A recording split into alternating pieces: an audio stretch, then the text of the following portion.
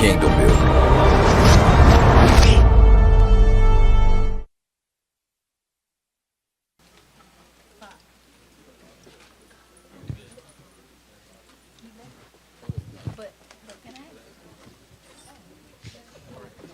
You back?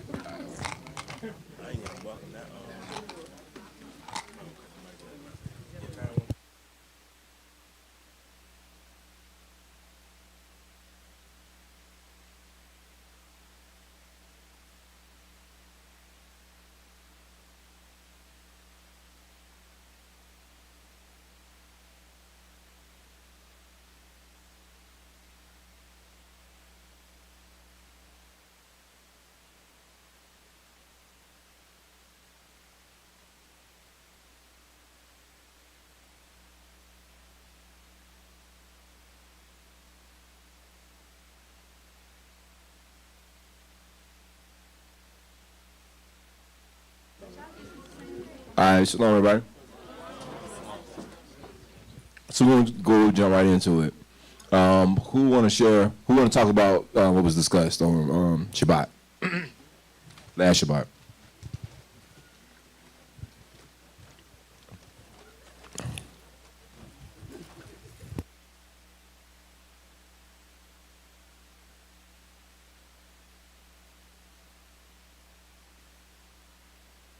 What's left of Christianity in me? What's the homework? And ask yourself how much of the white male thinking influenced my thinking, and how much of the white male thinking did I bring to the tribe? And ask Abba to show me the ways. And what do Americans believe? And look and see how much of that you do in the tribe. Whether it's in dress, speech, standards, jigaboo behaviors, negative stuff like from negative hip hop, and our number one priority is that families are functional. A hedge of protection. So, Tamar, what was your answers, and who did you mirror with somebody, or did you just? Maish. Okay, so what y'all come up with? Well, hold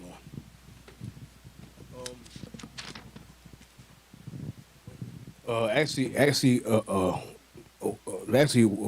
what I wrote down, the first thing I wrote down was what is left in me with Christianity, and I more or less did a whole bunch of self introspection, and it turns out that I have a lot more in Christianity than what I originally thought, because what it is that initially, truth and inward part, I absolutely loathe Christianity with every fiber in my being, but actually when I actually did some self introspection, it's kind of like what Amori Yosef said last week.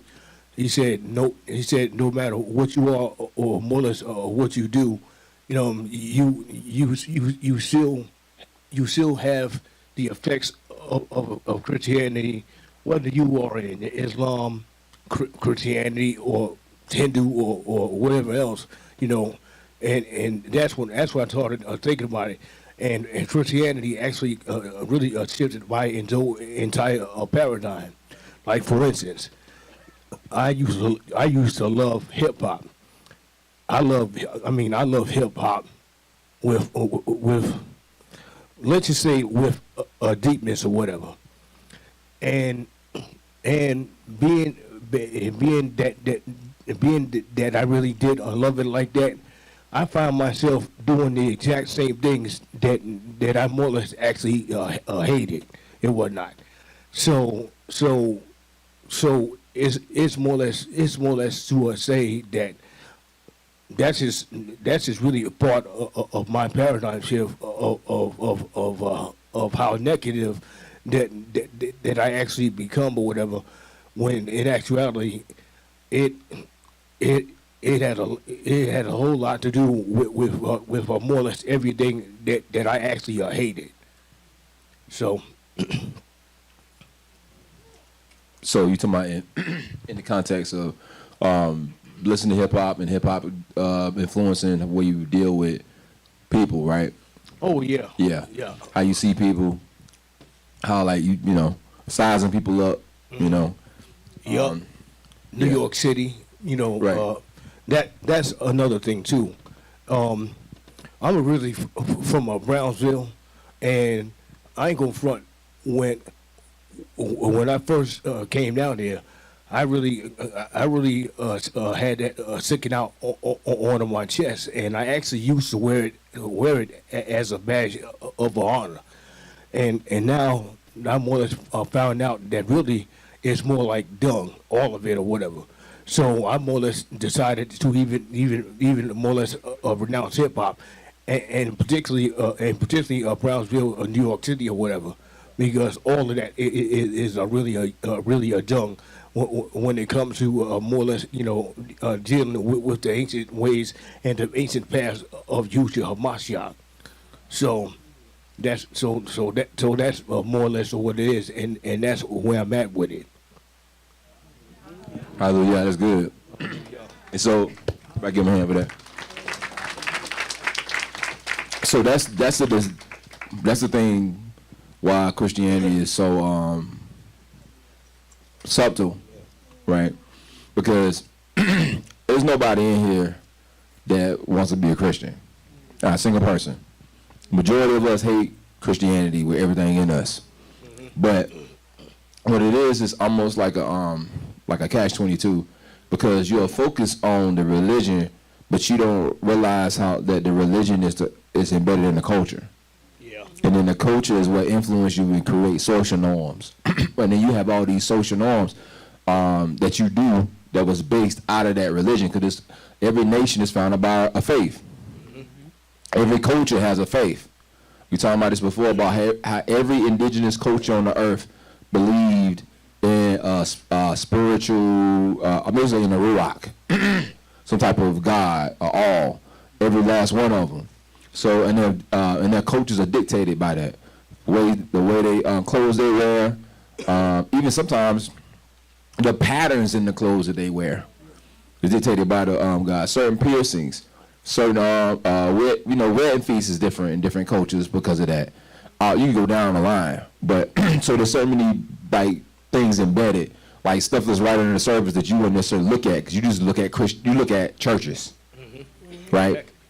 And so, but what happens is, like you said, like hip hop is a good good example about something that doesn't mirror church, but still comes out of it was birthed out of the petri dish of Christianity. Yeah.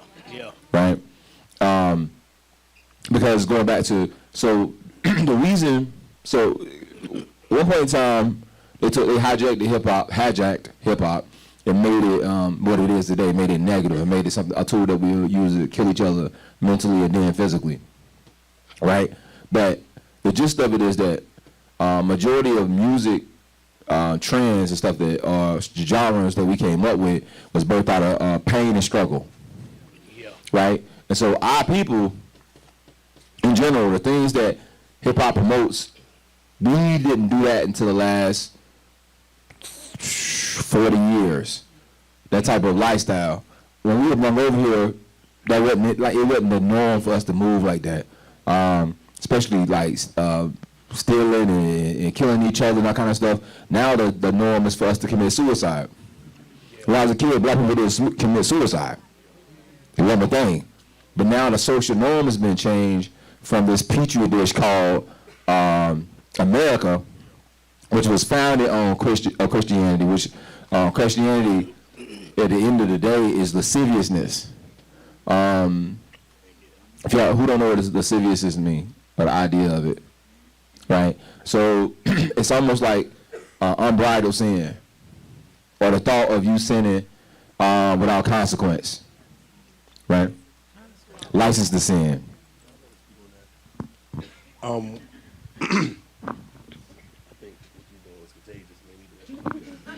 So one of the things that and I'm gonna pass it to you, Mario. So I know you wanted to say something. That Yahuwah showed me a while back is that I used to think, you know, because I was chosen or Yahuwah spoke a word to me clearly, you know, years back, that grace for me was just immeasurable. Right. Right. And that's that Christian mindset as well. Right. Like, I've been chosen, I've been called. Can't nothing take me out. Right. Right?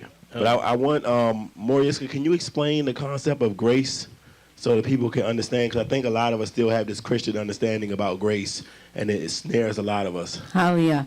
Okay, so grace is head noon, right? And so what I want you to imagine is, I want you to imagine like a wall, okay? On one side of the wall, you have, I don't know, chaotic things happening. You got all kind of activities going on, but Yahuwah has put you as his seed on the opposite side of that wall. So it's basically you being protected from the chaos that's going on without. But the thing about it is that grace, if you don't follow instructions, if you're not obedient, then that grace is going to be taken from you. So if you take the story of Noah, and he said, but Noah found grace, or Noah found hin in Yahuwah's eyes. Well, what if Noah had chose rather not to obey? Exactly. Yeah. And it's funny because hen is also it's a wall of thorns that keeps the person on the inside. And I just want to say this next point because I know a lot of us get caught up in that.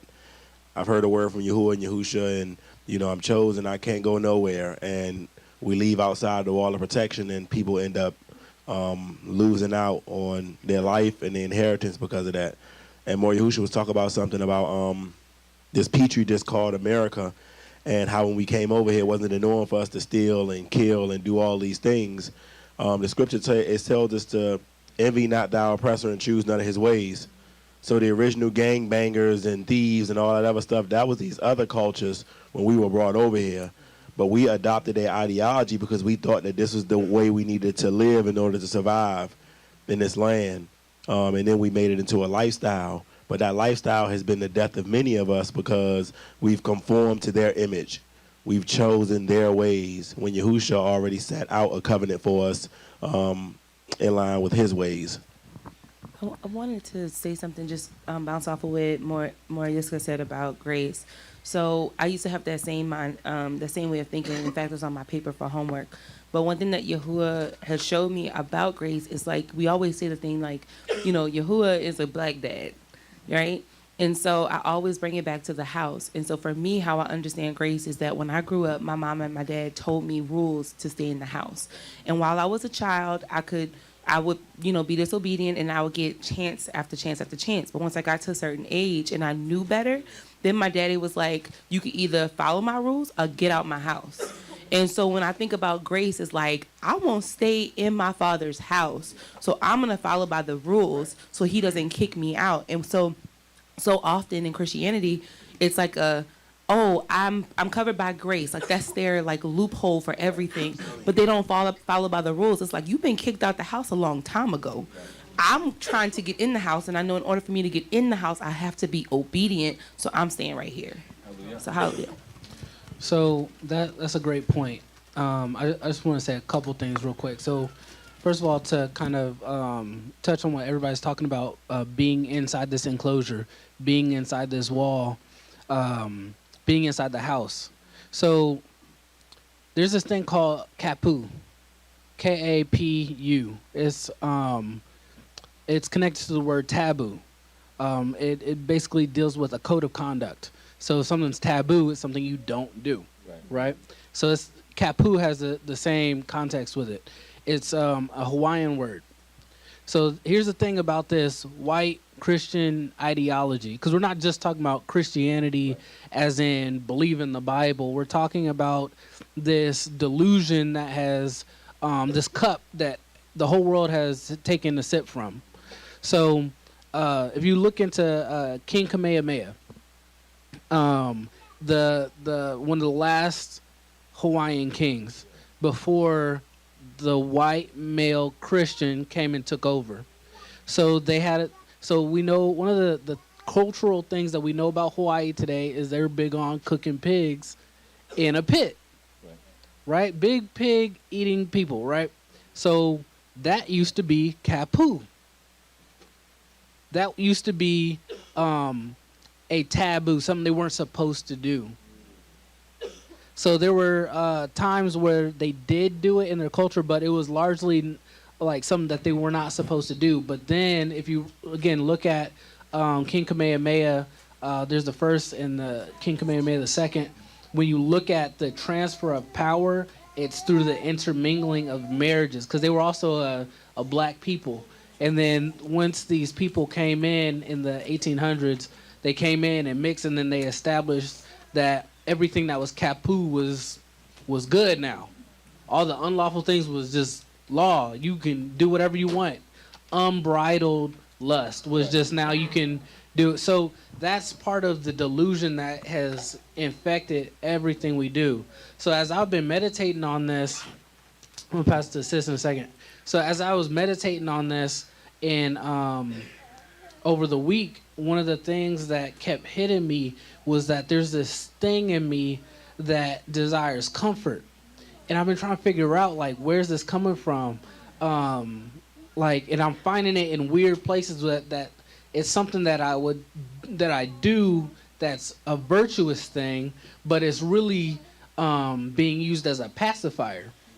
Because I recognize that there's this thing in my mind that thinks that if I just wait on Yahusha and I just do righteous things long enough, that eventually he's just gonna come and lift me out my seat and I'm just gonna float off somewhere. Like this, like I know the rapture is not real.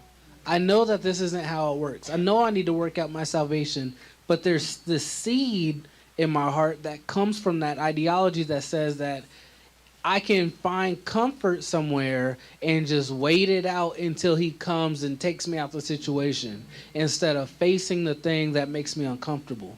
Instead of facing the things, instead of putting the things away that I don't want to put away. Instead of getting up earlier. Instead of not eating when it's not time to eat. Instead of reading when it's time to read. Instead of setting limits on even my study time, because I could study all day and be unproductive. Because in my heart that became a point of comfort, and then I use something righteous to soothe something unrighteous in me. So it's that ideology that twisted everything up, and now I have to look at it and I have to undo it. So that I can now put my mind towards building this kingdom for Yahusha. Because he didn't put me here to just be comfortable, but he put me here to build something. Right. Just confirm what you were saying about Bapu. They use the pig as their offering, sacrifice in Hawaii. Like they would bring, it doesn't matter if you bring any food or nothing, the pig is the most important part of their feast. Once it's there, it's done. So they use that, they burn that, like, they roast it and everything, and they offer it up, and then they share a meal about it. Yeah, that's what I was going to say. Before y'all go, can I tell y'all a fun fact about Hawaii? Praise the Lord, because Joseph said they was a black people, but they were really Israelites. So look at the term Hawaii. So in English it says Hawaii, but if you look at it as the way we would spell the language backwards, it says Yahuwah. So the I originally came from the Y, right? So you put a Y there, right? Then you have the A, then you have the W, but that's really a UA. Then you have another A and the H.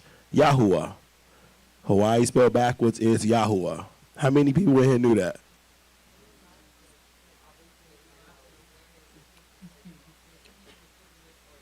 Yeah. They were Israelites. So praise Yahuwah for that. So real fast. So I showed Sister Nabila and I had so we were doing research, me and Benaya.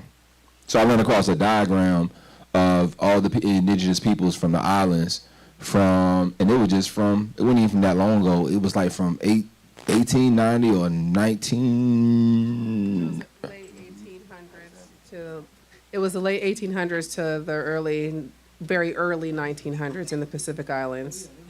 And they was Negroes. Negro specifically. I mean they were Negroes. But they got their population, of course, got whited out like they did in Brazil, Puerto Rico. So anyway, me trying to get into all that right now. Mace, go ahead. I was gonna say, what you said, Yosef, this week I was Ceylon, and just thinking about the homework, and that's what he showed me too, is that like he kept bringing up like peer pressure, and just like growing up. And I know in the scriptures say don't learn their ways and don't do what they do, but then growing up you see football, watch The Wire, you see all this stuff, and then it become peer pressure, and then you start doing it.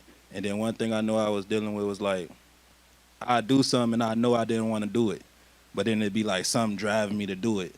And then he was showing me that like it was peer pressure, and but now he showed me too that like it ain't bad. It just I was learning from something that was bad, because now I got peers around me and the pressure is to do his will. You know what I mean? So I look at it like that now, but that's what he was showing me, like what you said, Yosef, just it was something driving me to do something that I didn't really want to do, but I did it, and it was like peer pressure. So going back to what we were saying about, we're going to go to the next person, by identifying these things, is that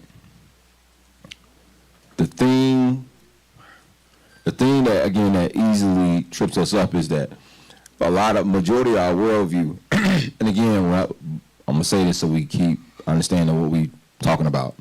So when we say Christian or white Christian or evangelical, we're not talking about necessarily the religion, right? We're talking about the culture that was cultivated. So this is what I was going to say a minute ago when we was talking about how our culture done devolved, right? So I wish I had a quote, but when we was doing Claim the Throne, I was coming by all these quotes, and I came by one quote that's really interesting. Because so most people, they'll say, when they look at the current state of situation in this country or other countries, they be like, well, you're always going to have crime.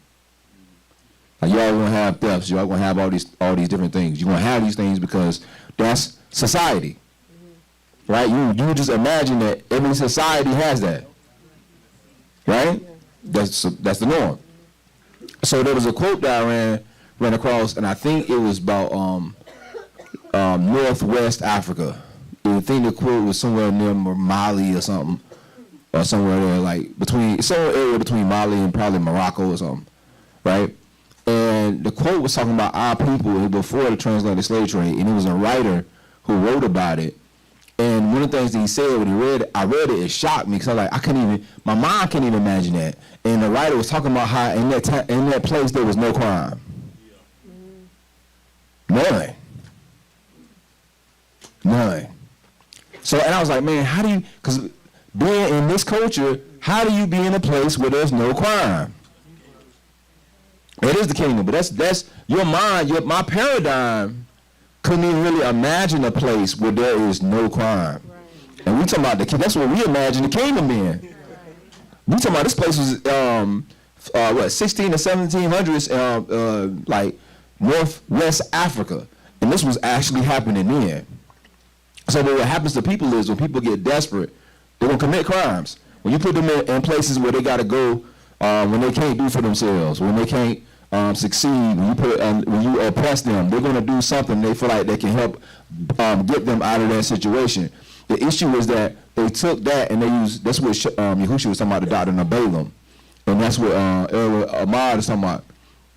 That's the doctrine of Balaam. They took the things that we was doing to try to further ourselves, which is in wickedness, and then they promoted it. They made it a whole culture. And they made it a culture that we would identify with. They made it, because it's almost like, let me give y'all this example, now I'm going to move on. So do you know why black people fight so hard to get positions in churches? Does anybody know? Can somebody answer that question for me? They've been to church. Why do they fight so hard to get positions in churches? I always thought it was for validation and acceptance, because if you have the position, people like you, people talk to you more, you get to hang out with the preacher after church. It's like it's a big thing. There's a piece of it, but that's not the full answer. Well, I was gonna say, going back to like slavery, whenever they started the church, it was like there was one guy like one man, the preacher, who was under the like white man who was teaching him or telling him what he could say and what he couldn't say. So my assumption would be it is the equivalent of being safe. Like it's the equivalent of having what you like, being the person who's not in trouble, being the person who's like validated, being the person who's on top. Like that's would be my. So there's a piece of it. It's another answer that we're missing.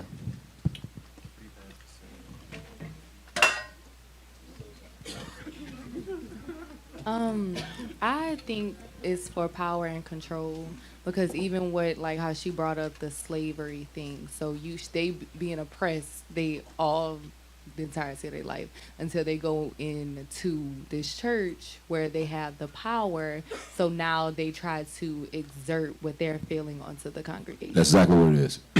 So what happened is, I think I got that from Maury Moshe, so I'm sorry. I ain't trying to take his answer. Hallelujah. right? So the church, we didn't have any power in the world, right? We didn't have no say so. We're not wasn't part of the hierarchy. We didn't have any control. So now they established the church, and this is a place that we can have control. We can have rulership. It's almost like it's a place that we could feel validated in that we actually have something in the midst of that hierarchy. Now we're important, because in the world we wasn't important. But that's the reason why people would strive and fight and get these positions, because in the black community for a long time that say it again. Of the community, the black churches in the black community back in the day, that was like their pillar. They didn't have the corporate America in our community, so the church was our place of status and power. Right. So until we got put in that situation, there would have been nothing. We wouldn't even thought that to be anything or something to even strive for. We talked about how at one point in time we was ruling nations, including our own nation. So this is the reason why when white people see us in the black mind, you done came up, but in the white mind, there's nothing in them because they run this nation. It's kind of like how you got the Freemasons and then you got the Prince Hall Freemasons. I don't know if y'all know what that is. So the Freemasons is a white fraternity, right?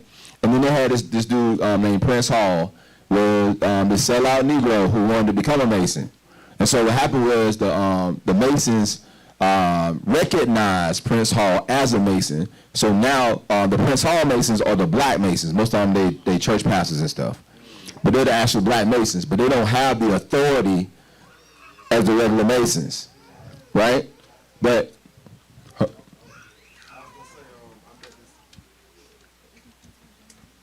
I met this guy at my job today, and he retired from his other job after doing like 30 years or something like that.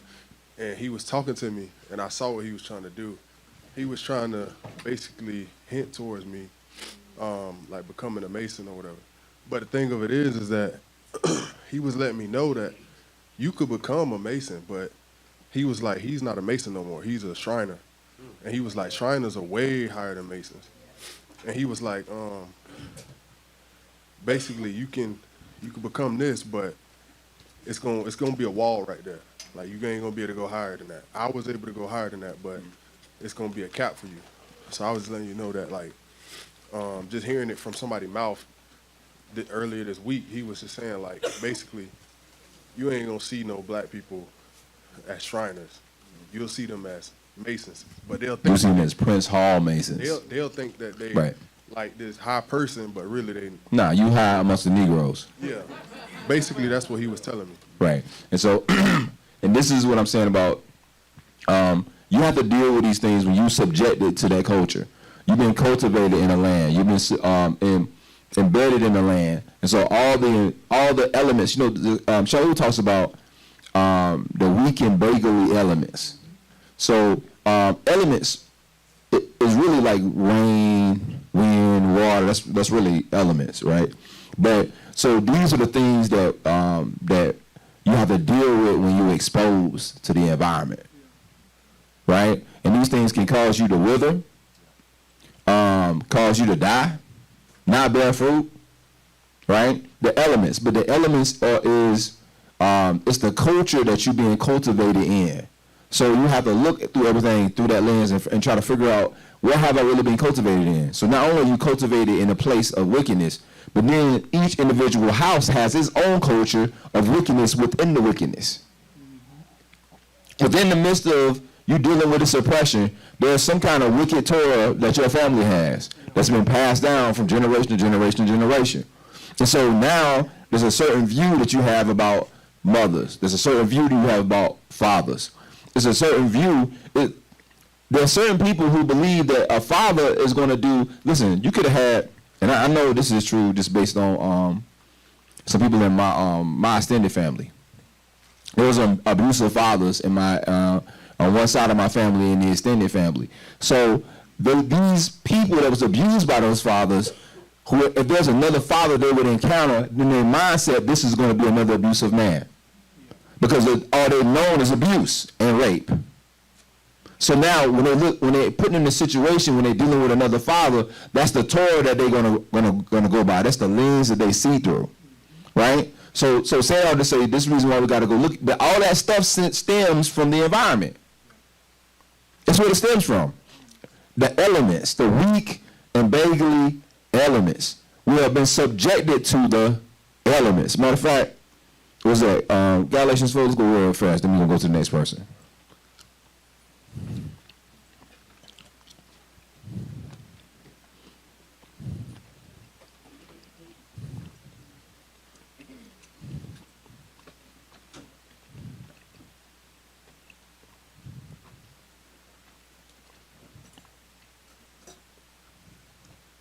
Right? So look at this. We're going to come back to this later, hopefully. Galatians 4 says, now I say that the heir, as long as he is, right, or a child, right? He does what? So he's just like a slave like everybody else. Though he be adonai of all. But he's under tutors and governors until the time appointed of the father. That's what Rick was talking about earlier. The father comes with a specific time, and then you're going to have to ante up. Right? Verse 3 says what? Everybody read that out loud.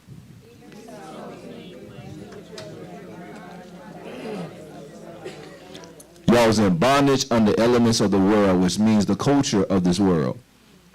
Ever since we've been, so this is the thing, if we was in the kingdom, you wouldn't know a lot of this stuff. That's why I was giving you the example of a place that there was no crime. So if there's no crime in that place, more than likely, then there was functionality in each house. Because how does crime come to be? It comes from experiences, right, or oppression. Most of that oppression is going to start in the home.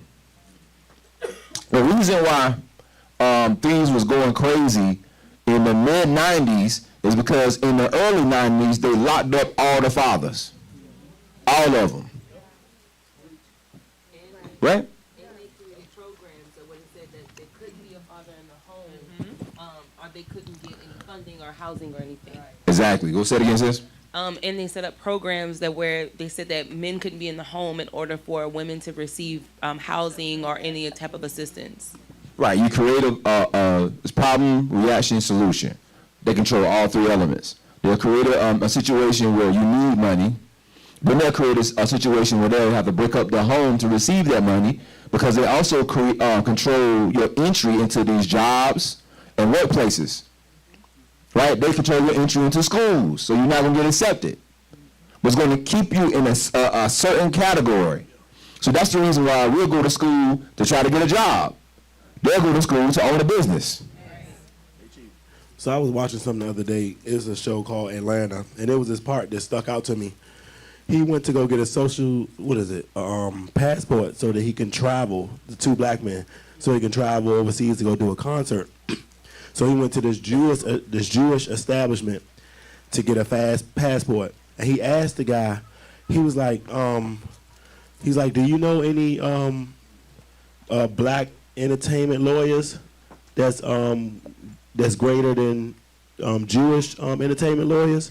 And he said, the Jewish guy told him, he said, yeah, it's probably something that's greater, but because of the systemic disadvantages of black men he won't have the networks. He won't have the network or the connections that my family would have. And I'm. That is why they go to college, is to network, to make connections, to establish connections with people in their youth. So their fathers, especially the ones who are coming from family wealth, their fathers will send them to a specific school to carry on a specific relationship with that school and the people who own and run the school, but also the other rich people whose children are also being sent to that school, so that they will come together and continue the network. And I used to look at shows like Married with Children, right? And I would look at that show and I'd be like, how is he supporting a household and he's a shoe salesman, right? And you look at these other shows, Wife Swap and shows like that, and they'll show them with a house, car, and they work at a grocery store or a department store. And you'll be like, but how? But it's because they don't make what we make. And they don't get approved for loans like we get approved for loans. It's different. It's different. I have a girlfriend. We came out of high school together. We were best friends. She's white. We were 19 when we really started working. Our lives took completely different trajectories once we came out of school. Completely different. Don't look like we came from the same place. The places she's been able to go, the people she's been able to meet, the things she's been able to experience, completely different. So just quick to cap off the point that I was saying when Yahusha was talking about the systemic disadvantages we have, and what Amar is saying too. So I'm sitting there and I'm watching this show, and I'm like, how, this is an oxymoron. How ironic is this? You have a Jewish individual telling the Hebrew that, yeah, your peoples are greater, but my people got more connections than you because of the systemic disadvantages that we placed on you. And I'm sitting there and I'm like, man, they put this stuff right in your face all day, every day. And that's what we was talking about not earlier, but the other day. We were saying the most hilarious thing is a failed white man in America. I'm just being real, it is. You literally have every advantage handed to you on a silver spoon, right? So when I see any of them that's failed or any of them that's not successful in this land, I'm like, what were you doing? You asking me for money, and I'm like, man, they ain't handing us nothing. You broke? What's happening, right? And you know, I also praise you for our ability to not only endure but also persevere and flourish in a land where everything was taken from us. So they have generational wealth from wickedness. This is the weak and beggarly elements. This is the land that you've been cultivated in. That's why we got to seek for a better country. That's why we got to seek to build the kingdom now. Listen, I'll give you another example. This is a dude I went to school with. This white dude, and a couple years ago, I ran into him again. So he been seeing a post that I've been making about Hebrews and whatnot, and he wanted. So anyway, he wanted to talk about Deuteronomy 28. So about the curses. And when I started talking about the curses, he's like, yeah, I see things as bad, but we all go through things, because like my family, we pulled ourselves up by the bootstraps. And we made it. I said, oh, for real. Just so happened while I'm talking to him, his girlfriend / whatever, maybe wife, she walks up and she's like, hey, what y'all talking about? And she's like, yeah, I was telling, call me Josh. I was telling Josh, about how, my family, worked hard and did this and whatever, we pulled ourselves up by the bootstraps. And then she looked at him like this. White woman now, and she said, but your grandmama gave you your house. This dude, his mom, gave him house, gave him land. And he's telling me he pulled himself up by his bootstraps. He thinks he did, as long as he goes to work. As long as he goes to work, he thinks he did. This is why you will never win an argument explaining racism to a white person, because what does it benefit them to be aware? It doesn't benefit them to be aware of it, because they need it to stay this way, right? So privilege is so deeply ingrained that they can't conceive of what you're talking about when you are talking about racism. That's why I don't have those kind of conversations anymore. It's pointless. Marching on Washington, pointless.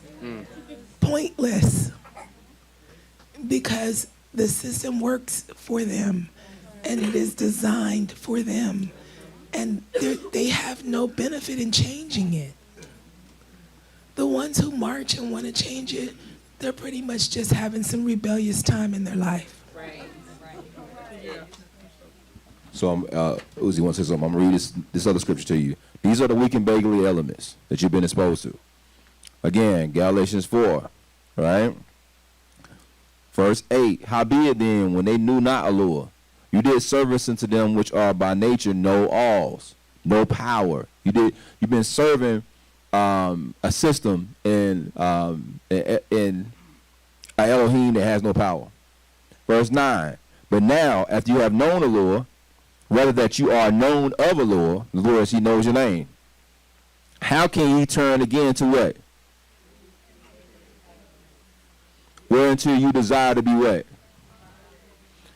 Because you rather going to build Yahusha's kingdom or you going back into slavery. That's the only two options. And then we'll chop it up some more as we go forward. Go ahead. Hallelujah. I guess like the white privilege stuff was something that, like when I was in Texas, I really try to like deny that, I guess, because I didn't want to be like, oh, I don't want to be another person that's like, oh, they got privilege, I'm about to work, you know what I mean? And yeah, no, as soon as I was introduced to your videos and everything, was actually really waking up. I was trying to tell my friend Alon, he was Turkish. We were best friends for 7 years. And old school white person. Turkish man. Yeah, so I was like, yeah, man, I was showing him all this stuff in the Bible, and I was like, dude, all this systematic racism, like anytime there was a shooting happening or anything, I talked to him. And it was weird because it became more and more apparent that this dude was getting more and more racist as we got older. Like I was sitting there, he was like, yeah, but what did the black guy do? I'm like, bro, he just got shot in the face. Like, what do you mean? And I was explaining to him stuff in the Bible, and he was like, I mean, yeah, but why does it matter? Why does it matter so much? He didn't see why I was so passionate to know that I didn't just come from some tribe in Africa. You know what I mean? And that really hurt me because I thought that we were bros or whatever, but I don't know. That was just really hard. So. Yeah, they not. I mean, unless they're keeping this Torah. If they don't keep this Torah, they're not your friend, they're not your brother. So even if they're keeping the Torah, because let me tell you about some people who keep the Torah. So I shared with you about the yeah, ain't counting him out. I'm talking about in the assembly out. In the assembly, exactly. So that's what we're talking about, people in a tribe. So the thing is, that's a real hurdle. If we all got that indoctrination in us and we hate Christianity, how much them? That's a real thing they got to get over. I couldn't imagine being in that position to where this system is built for me to prosper, and then I just got to accept that that my people oppressed and built this system on their backs are the chosen people. That's going to have to be something I'm going to have to reconcile in my mind and in my heart. So it was a gentleman, a Caucasian gentleman,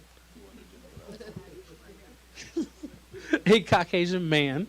There you go. So who I had ministered to when I was in Indiana right before I moved here, and he was talking about this Christianity's wrong and da da da da, and he was struggling with addictions and stuff. Had me pray for him, deliverance, all this stuff. But and one of the first things we talked about was us being the people. Right. right? And he went along with it as if he accepted it. This was years ago. And then what happened was, over the years, I'm moving, I'm doing different things, I'm continuing to pursue the Most High. I'm in the assembly. I'm in the tribe now. Right. He's still in the same spot. But he want to call me every now and then, talk about whatever spiritual thing he's feeling or whatever. And then he called me the other day, and I was like, I was talking, it just dropped in my ruach I was like, hey, man, you know that, like, Yahusha is, like, one of my people, right? And he was like, okay. And I was like, I mean, you understand that. He was like, yeah, he was a Hebrew. I was like, but you understand that my people are the actual Hebrews, right? Like, you get that. He was like, okay. And I was like, no. Do you see that or do you not see that? And he was like, look, I don't see that. And I was like, what are we talking about then? Because the thing is, you have to, this is what I told him ultimately, because I wasn't about to go back and forth with him, but I was like, look, you need to figure out who you feel that the covenant is with and go submit to those people. See, and that's the thing, it's a mental block for him, even though he keeps the Torah and he does all these seemingly righteous things. As you continue with somebody like that, because the thing is, you're coming to the Ak with love. I'm coming to the man with love. I'm not looking at, because he starts bringing up, well, you just making about skin color. Then I was like, what? So Aharon and his sons being the priests was about skin color? But they was all the same skin color. So it's a bloodline that the covenant is stewarded by, period. But the thing is, he doesn't matter the logic. He has to get over the fact that this system has been designed and built to destroy the people that the covenant is with, and that he has been complicit in it, he has benefited in it, and he likes it. Right. And we all have to get to that point where we recognize that we've been complicit in it, that we liked it. Yeah. And that some of it is still in us, and we have to get over that and let go of it in order for us to continue in the covenant. So this goes to the next scripture that we need to read, Psalms 51. Right, Psalms 51. Write this down, because you got to see this from what Dawood was saying. And it's crazy. Dawood said a lot of things that didn't apply to him. He was prophesying a bit about us. Right? So I ain't saying this don't directly apply to him. You get what I'm saying. Psalms 51, we're going to start at verse 4. Okay, that's what we do. We transgress against our brother and our sister because of these things. We transgress against the tribe because of these things. We'll start at verse 4. We'll start at verse 3. He says, for I acknowledge my transgression and my sin is ever before me. Against thee and thee only have I sinned and done this evil in thy sight, that you might be justified, that thou might be justified when he speaks, and be clear in what? Now let's get to the meat of this. Behold,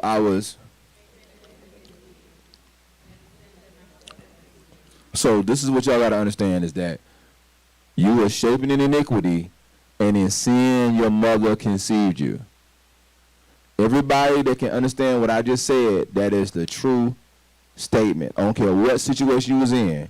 You were shaping in iniquity, and in sin your mother conceived you. Was Dawood born out of wedlock? So what is he talking about?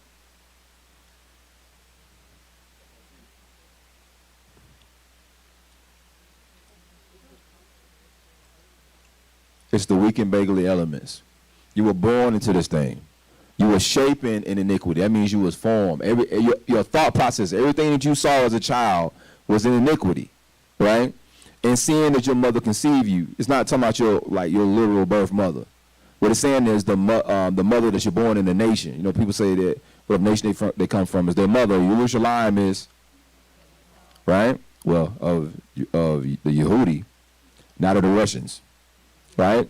They can go there if they line up with Yahuwah. But the gist of it is that there's a reason why they say Mother Russia, right? whatever country you from. You from that country is your mother, right? You was cultivated in that ground. You were shaping these things. Then that's why it says in the next verse, behold, you desire truth in the inner parts, and the hidden parts should make me to know wisdom. Because it's something in them, something that got to be purged out of him, because he was born in iniquity and in sin that his mother conceived him. So when we're looking at all these things as far as what's left in us, we got to admit that the reason why we keep in the same cycles and going in Gilgal is because we think that we weren't born that way. We think we done came into the awakening and it's done. We done receive your Yahusha. We in the assembly. We good. But we got all these traumas still. Right? All those traumas come from the weak and beggarly elements that we was exposed to at them particular times. So now we have to look and see, where did this stuff really stem from? Where did this stuff really come from? Everybody get what I'm saying? So when you in your prayer, y'all need to pray that. I was born in iniquity, and in sin that my mother conceived me. Right? So because you got to keep that in your mind. You got to understand that you was born. You didn't, Chief Elder Moshe he talks about that. He's like, you didn't come to the truth or know the truth. So you was born in a lie. Right? And so now you're knowing the truth, but you don't know the truth. You know bits and pieces of the truth. Even Shaul says, you know in part, and prophesy, right? Until that thing that's perfect comes, or that thing that mature comes. So that full maturity hasn't happened to anybody. We are all going from kabod to kabod. We're all transforming, like Ma said the other day. We're transforming into the image of his son if you allow him to pour off of you that dross from that experiences, from that cultivation, from that mindset. And when you know you hit up against that wall when somebody challenged you with something, well, all of a sudden you instantly want to rebel against whatever commandment that was given to you because you don't see it your way. So whenever you don't see, matter of fact, write this down. When you don't see things your way,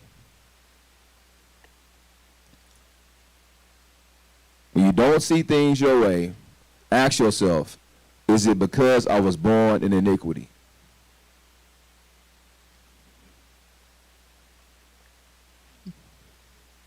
Ask yourself that.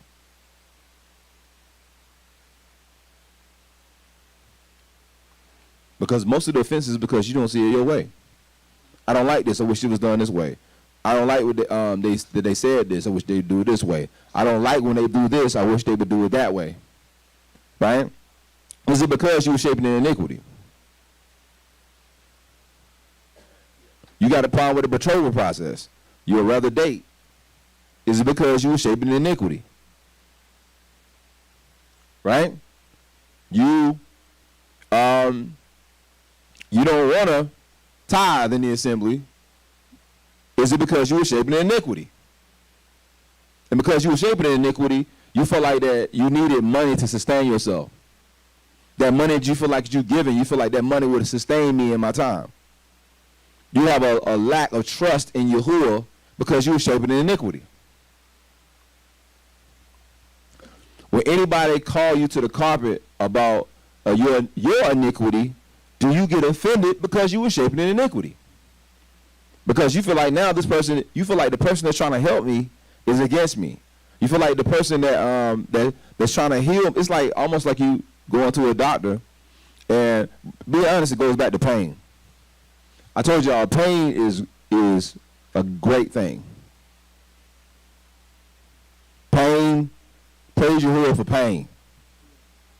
Right? Because if you didn't have pain, you'll be dead. I'm just being real with you now. I'm talking about right now. If you don't have pain, you'll be dead somewhere. You've been bled out somewhere. You've been nicked yourself. Like pain is a manifestation of what's the better word for this? Affliction, a manifestation of affliction to stop you from causing harm to yourself. Pain is a manifestation of affliction to keep you from harming yourself.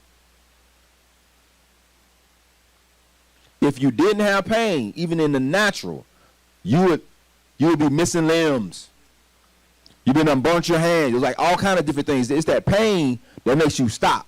It's that pain that makes you pull back. It's that pain that makes you turn around, that makes you repent. I said this goes back to Psalms 51 verse 8, where it says, "Make me to hear joy and gladness, that the bones which thou hast broken may rejoice." So when Yahuwah breaks our bones, he's doing that so that we can be put back together in a way that he see fit, right? It's never comfortable when we feel that pain, but it's that pain of knowing, okay, where I'm going is not right. So Yahuwah, he'll allow us to have, struggles, discomforts. It's like signals, red flags, and hopefully, if we have wisdom, you will stop and you will turn around, right? And then when we do turn around and we fully submit to Yahuwah, that brokenness will turn to joy and gladness. Praise the Lord. You walking around barefoot, you step on that nail. When that thing first pricks your foot, you jump. It keeps the nail from going all the way up into your foot.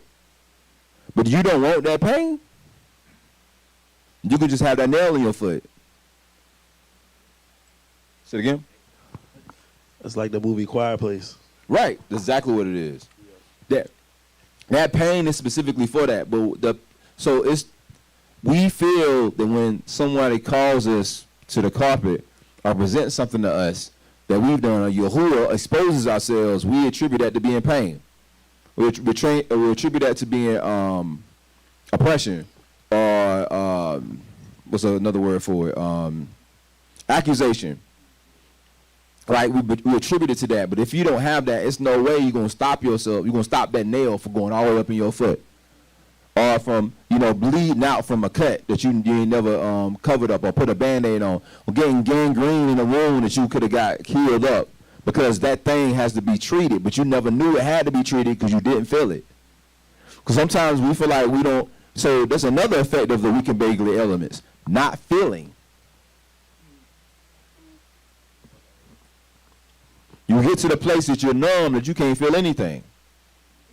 So when you're supposed to have that pain, when your leg is broke, you can't really feel it. When you done broke that toe, you really can't feel it. So that thing gonna permanently be set wrong.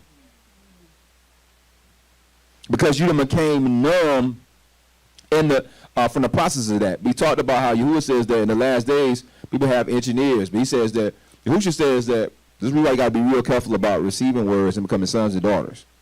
You can't just continually. He says the ears has waxed dull of hearing. Right? How does something wax dull? This is a King James translation, really. What it means is the ears are calloused. Right? So when something is calloused, that from that friction, after a while, you're not going to really feel like pain or sensitivity in that area. It's like how people who do Muay Thai boxing, you ever seen them? They have a pole and they'll just kick the pole with their shin, right, to create those fractures and those calluses, so to the point where that bone be like a baseball bat. Like they can kick you with that thing and don't feel nothing. If I let them kick you in your shin, you'll be hollering. You'll be rolling around and hollering, right? But these jokers don't put so many different fractures and have so many calluses in that bone that they don't feel nothing. Now it became a weapon that they can strike you with. I want to ask a question to what you were saying about shaping an iniquity. Because I'm thinking about this thing. I'm thinking about when you were saying there was a city in Mali or in West Africa with no crime. And I'm like, man, how do you get a whole entire country with no crime? Like, what type of foundational structure or foundational instruction and type of provisions that they have for, one another that nobody needed to commit crime? And I want everybody to ask themselves this question. Is the reason why you despise kingdom building and a tribal mind, but endorse self-building and a selfish mind because you were shaping an iniquity? Is the reason why you despise kingdom building and a tribal mind, but endorse self-building and a selfish mind because you were shaping in iniquity. Because ultimately, that's what it comes down to. This place that we were shaping in has had us to reject kingdom building, had us to reject a tribal mind, but it's about self. It's about me, right? So I got to land back on that. Yeah. So that goes back to the Christianity, because Christianity doesn't teach you about building a nation. Christianity teaches you about our personal salvation, our personal relationship, right? So that's the reason why they created what they call replacement theology. Replacement theology is a whole teaching or a series of teachings or understandings about the scripture they use to do away with the Israelites, remove the Israelites from the scripture and put the church in that place, right? And then all of a sudden now the church has become this individual concept. Like you can be the church at your house. You can be the church and never go to church.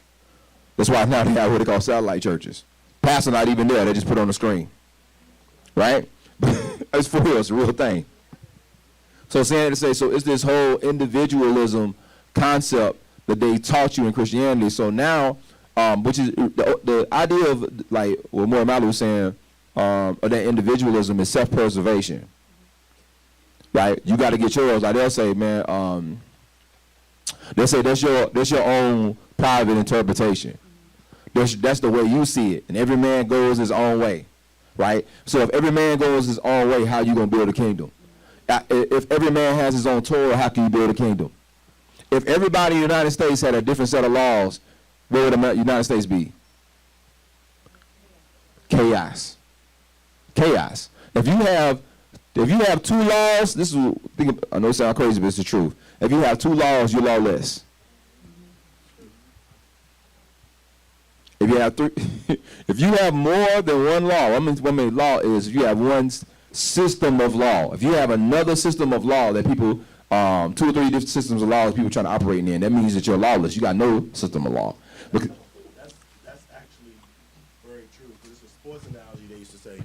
It's a sports analogy they used to say. They used to say, if you got 2 quarterbacks, you got no quarterback. Right. Right? Right. Why though? Because you haven't made a decision.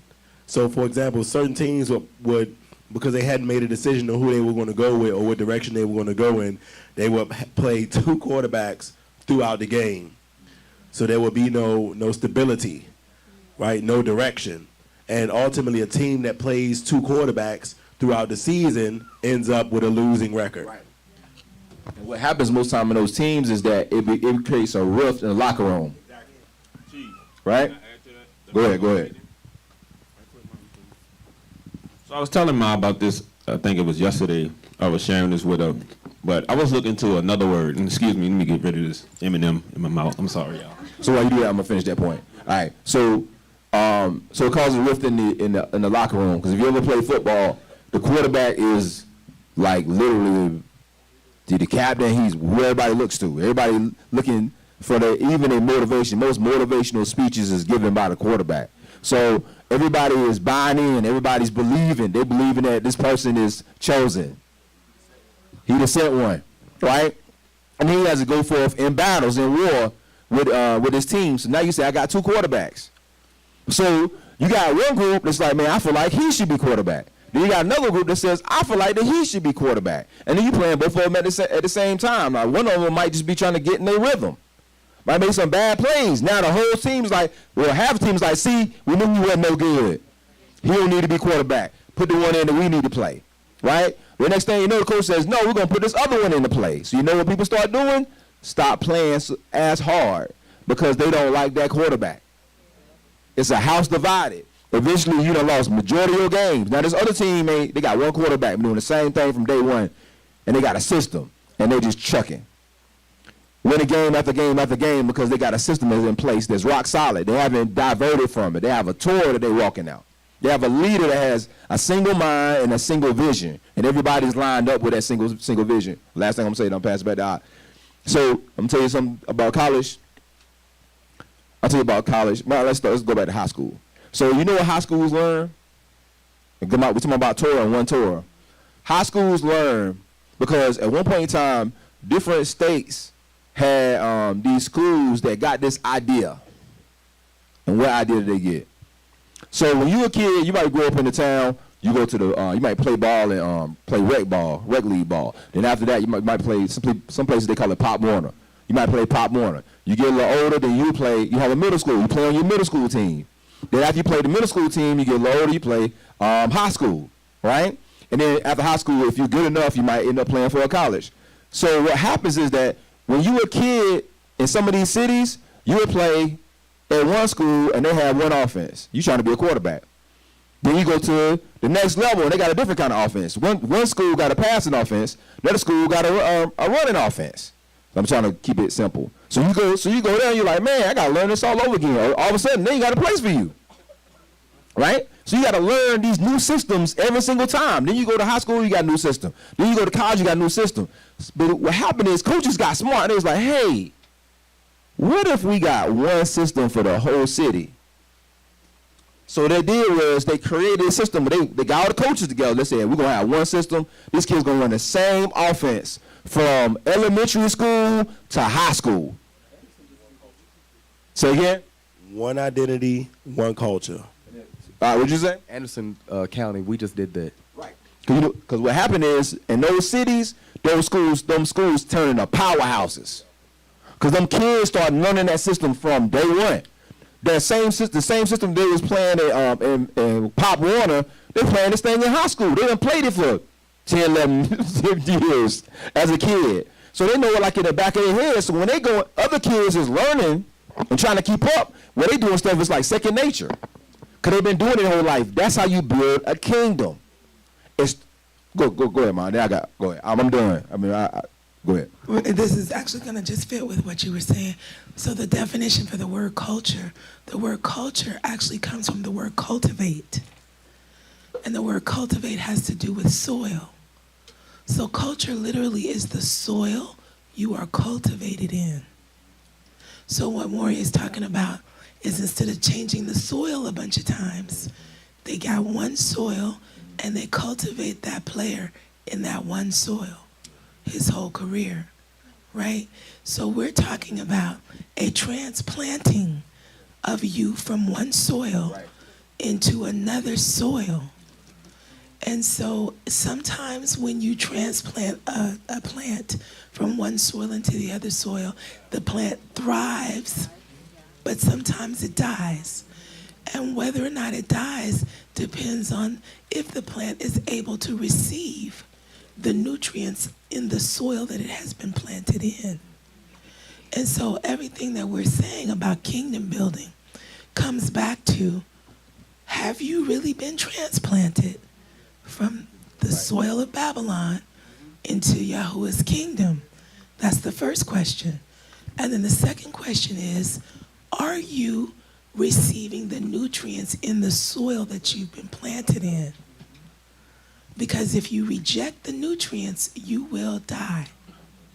You might as well go ahead and plant yourself back in Babylon. If you put yourself in this soil and refuse the nutrients in this soil, you might as well go on and have fun. Live your life out, doing what you want to do. Because you're going to wither and die in this culture, in this soil, if you won't receive the nutrients that are in this soil. So that's why I keep telling y'all to make a decision. I'm gonna go back to that analogy. So let's say you got this kid and you like, I want this kid to be the next Troy Aikman. If y'all know who Troy Aikman is, it's old school football. You want to be whoever that's current. You want to be a passing quarterback. You're going to be the best passing quarterback in the country. Well, in our system, we run the ball. So that means that you gotta, when that child is 7. You got to figure out what you're going to do. You might have to move to a different county.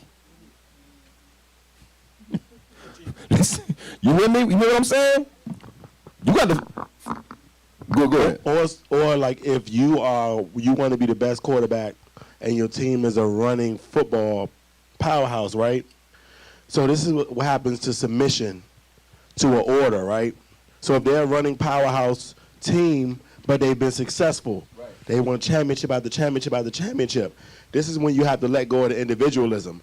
This is like when people come in here and they say, listen, I know y'all do this, but I got all the gifts from Yahuwah. Right.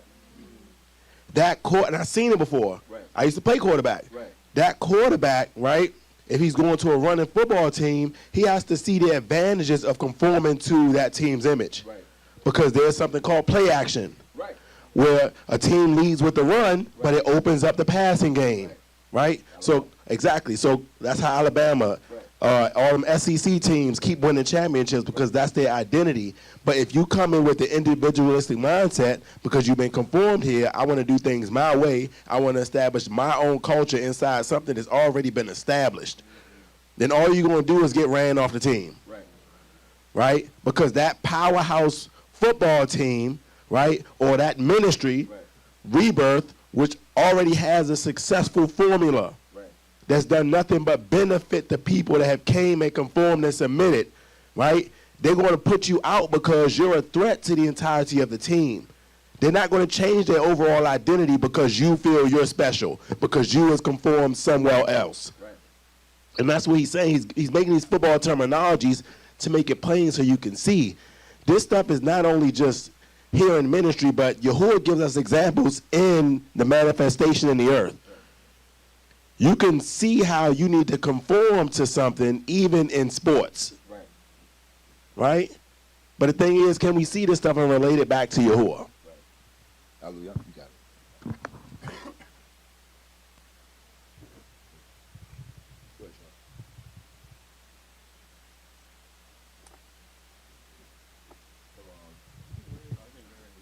Wait, Ray, I'm sorry, Ray. Okay. So I wanted to say, because all three of my answers connected back to self-preservation and individualism.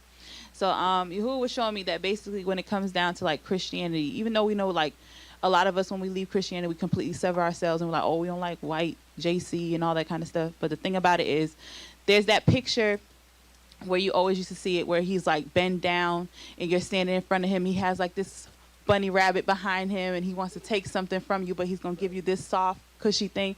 But that's not real life. Right. But that's what we choose to accept, because when you've been oppressed and when you've been like downtrodden your whole life, when you come into this truth and you're like, oh, well, we the people, you expect some sort of shiny gift, but it's not coming.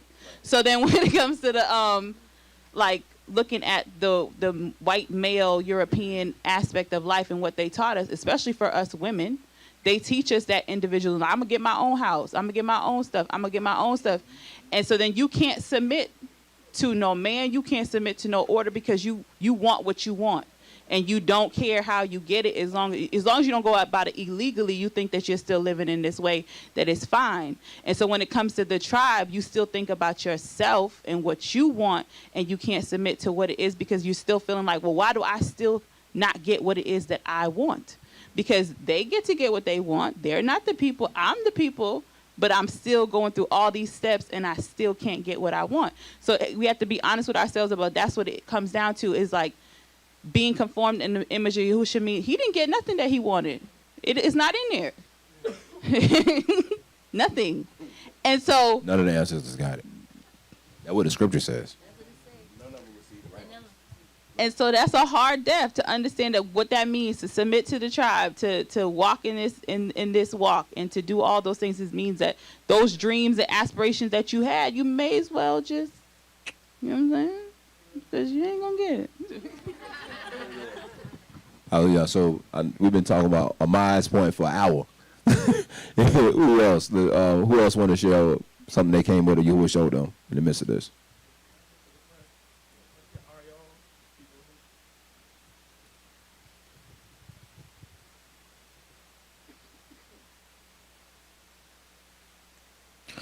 Mine was really about the same answers: individualism, and also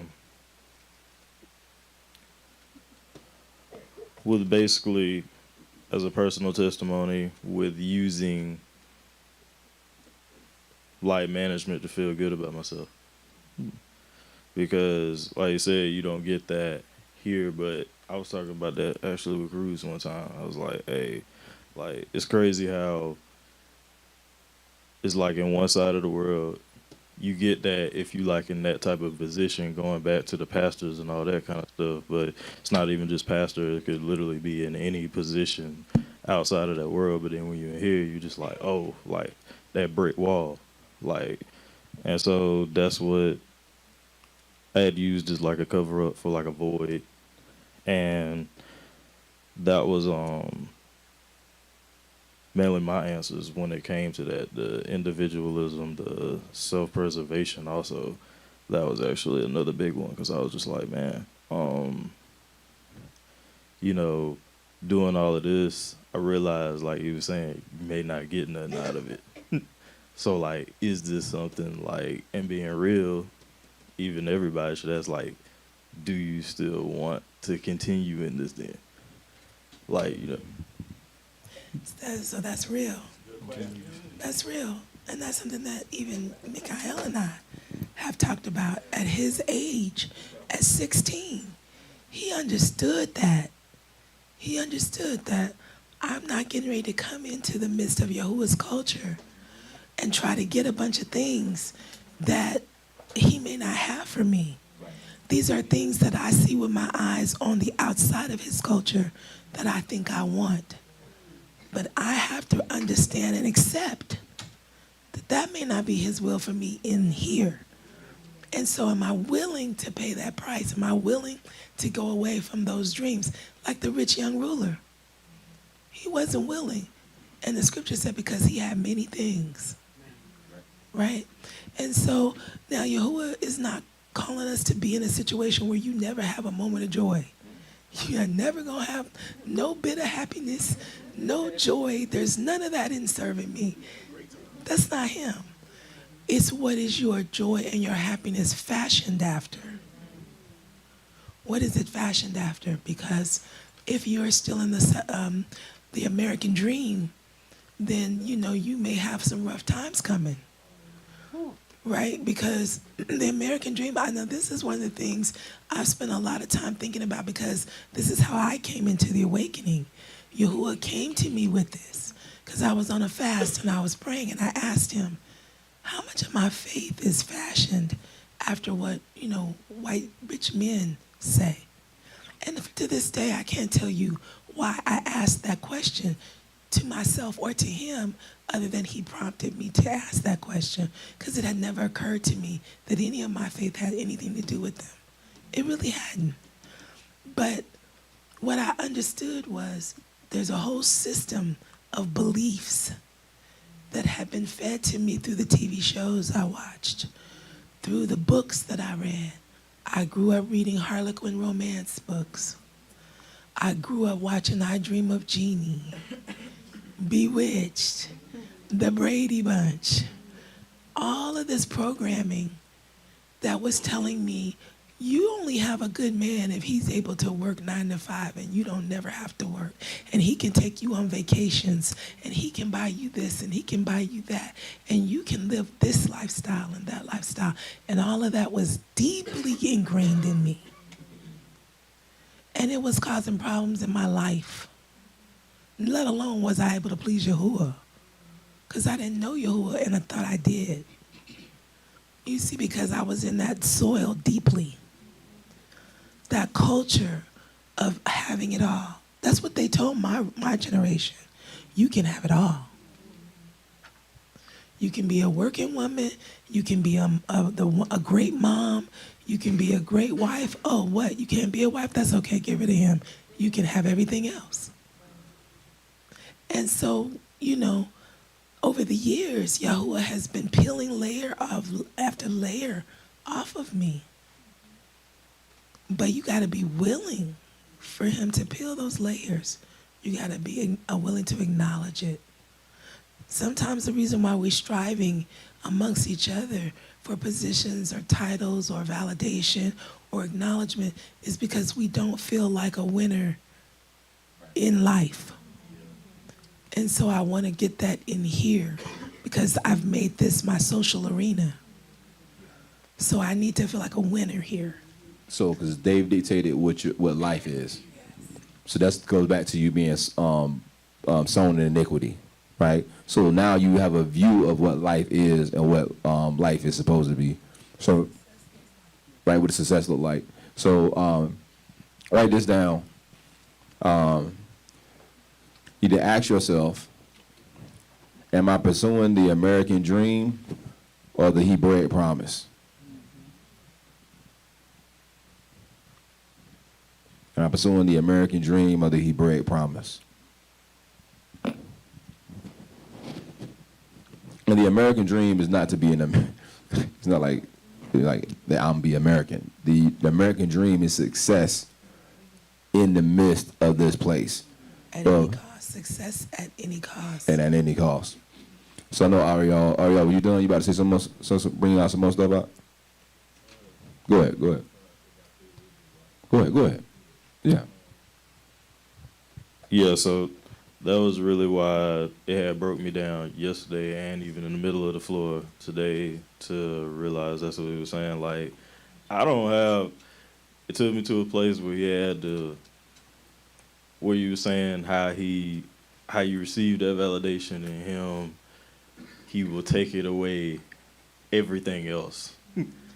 And when I realized, I was like, man, I really ain't got no strength. Like, I'm running out. And he was just like, so what you gonna do then? I was just like, well, I'm gonna just praise you, I guess. Like, he was just like, I was getting that strength, that energy, like I said, from him, from everybody, and I realized it started fueling me a whole lot more, where it was like I couldn't run out. And then he was just like, see, take that same energy and build it for the kingdom. Do exactly as I told you to do. So can I chime on that? So this is the thing when we say, are we searching out the American dream versus the Hebraic promise?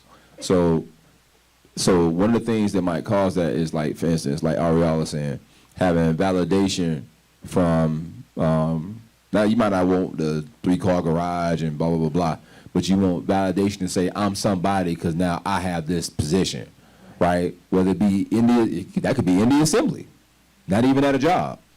And then this is the thing too, then you can tell also, because sometimes you might get in a position and not even covet it, but other people will be angry with you because you got that position. Because they can have it embedded in them.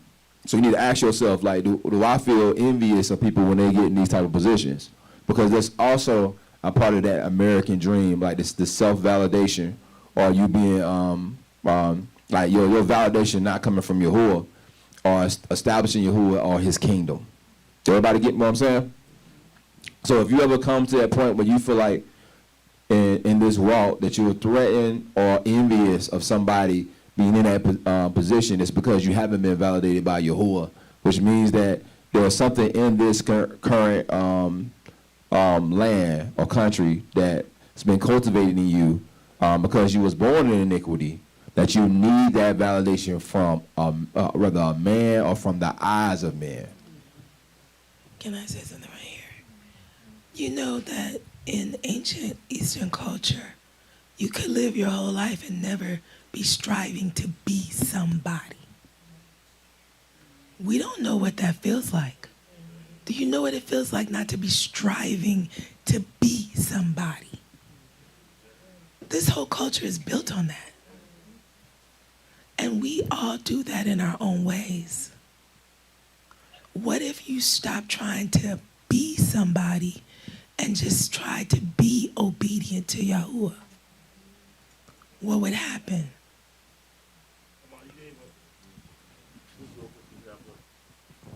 Amar gave a lesson a while back, and it was called To Be. And it was so many gems laid in that message, because it was like, I think she was making the contrast from becoming and just being. And if we could just learn to be, like, this walk could be so smooth. Because all Yahuwah does is deals with us from instruction to instruction, obedience to obedience, being to continually being.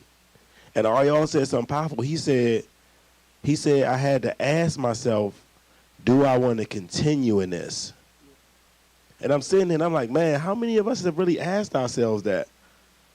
So we ran into a couple people who was just like, man, I'm going to leave because I can't continue in this. I ain't about that tribe life.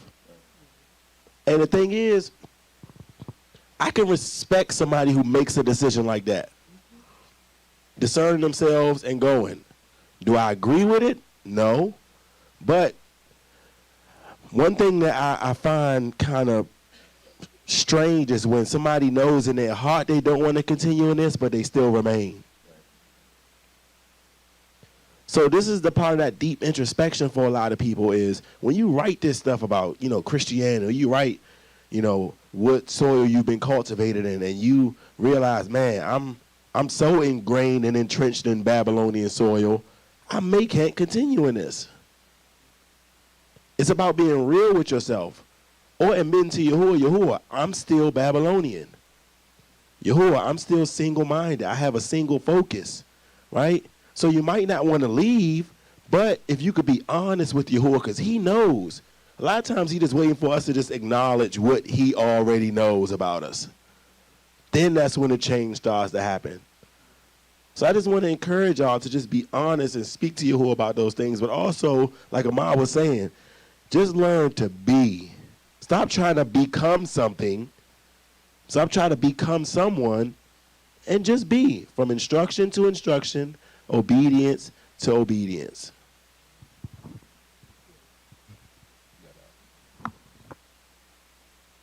Okay.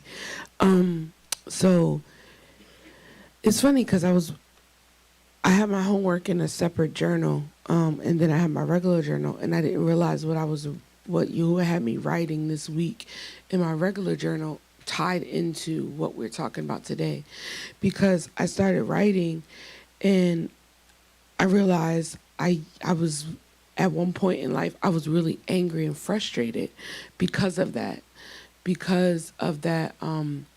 that Babylonian mindset of like, I did all these things. I got into certain rooms. I did all these things, but nothing good came out of it. Like what did I do wrong? Why was all of my friends acing auditions and getting the roles that I've wanted? Or why is it that I can watch movies and I'm seeing people that I went to school with, but it's just like, man, I know I auditioned for that, or I know I was there, but it was like I didn't get that. And I was sitting there like, why? And then I was like, why is that angering me? Like, why am I frustrated by that? And it goes back to that validation and having that validation. And I remember that was something that I struggled with outside before coming to Anderson and into the truth, but I was struggling outside a lot with just validation and knowing that I'm doing this for a reason, to the point where I started losing myself so much that I didn't know. I would pray, but I was just like, what am I praying for? Who am I talking to? What am I doing? I don't know what I'm doing. I'm just living just to be here. But the purpose of all these things, the purpose of going to auditions, the purpose of sitting in rooms and still feeling like I'm going to not get exactly that validation that I wanted, it's just like, it's pointless. So what's the purpose? And then it wasn't until I stepped foot here and I started seeing understanding like what Yahuwah had me going through before coming here, and like how it kept toying with like these things dangling in front of me, but it was just like morally it was just like, oh, I can't do that. It was something like a breadcrumb in me. It was just like, okay, I want to still continue to fight. I don't want the validation from you all, but I'm still continue to do this thing because I know it's a greater purpose, but I don't know what it is. And I felt like I was dying because it's just like, ugh. What am I living for? I'm living for man. I'm living for people that don't look like me, people that don't like me, but they like what I can do for them. They like how how I sound. They like what I look like. They like how I can benefit them and benefit their pockets and benefit their lives. So then I'm losing myself in the process because I'm basically exerting all this energy and virtue that I can be giving to Yahuwah and Yahusha in the establishment of his kingdom and built in righteousness, and I'm doing it in wickedness just because I'm allowing that craving or that wanting for validation to move me to do things that I necessarily don't want to do or don't feel right doing. And so I was like, why am I writing all this stuff down? I just praise Yahuwah because it's for moments like this, and allowed me to realize that I was allowing myself mentally and physically and spiritually to decline because my purpose wasn't for Yahuwah at one point. My purpose was for Babylon and striving in Babylon. And now it's just like, I don't care. I don't care if anyone ever hears me again. If I can just be in the closet singing, I'll be thankful for being in that closet singing. If I can just be in a corner by myself and knowing that I'm doing something unto Yahuwah and for him, I'll be thankful for that thing because now I feel like I have so much purpose, whether people see me or not. I feel like I have so much more purpose and I feel alive. To go from being dead and dying for people that don't care for you, but dying with people that care for you and you get to see every day and you get to love on every day and be thankful for. I'm thankful for every one of you. And I thank you because each and every one of us have a purpose beyond you. You can't see it, and you may look in the mirror now and don't see it, but Yahusha knows.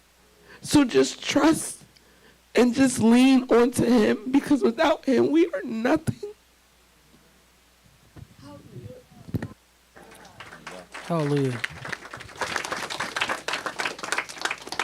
So it's a few things that always stick out to me that come into my mind sometimes when I just think about when you believe in a nation, what you're willing to give for a nation, for a people that you feel connected to, because we're talking about the American dream or competition, validation, all these things, but like people that just let go of all of that, their own individuality, for building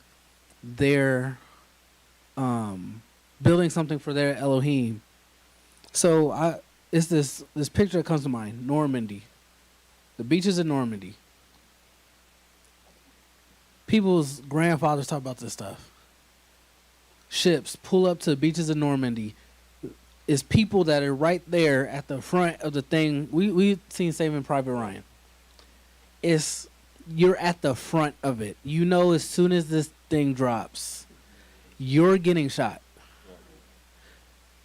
And you're good to do it. You're fine.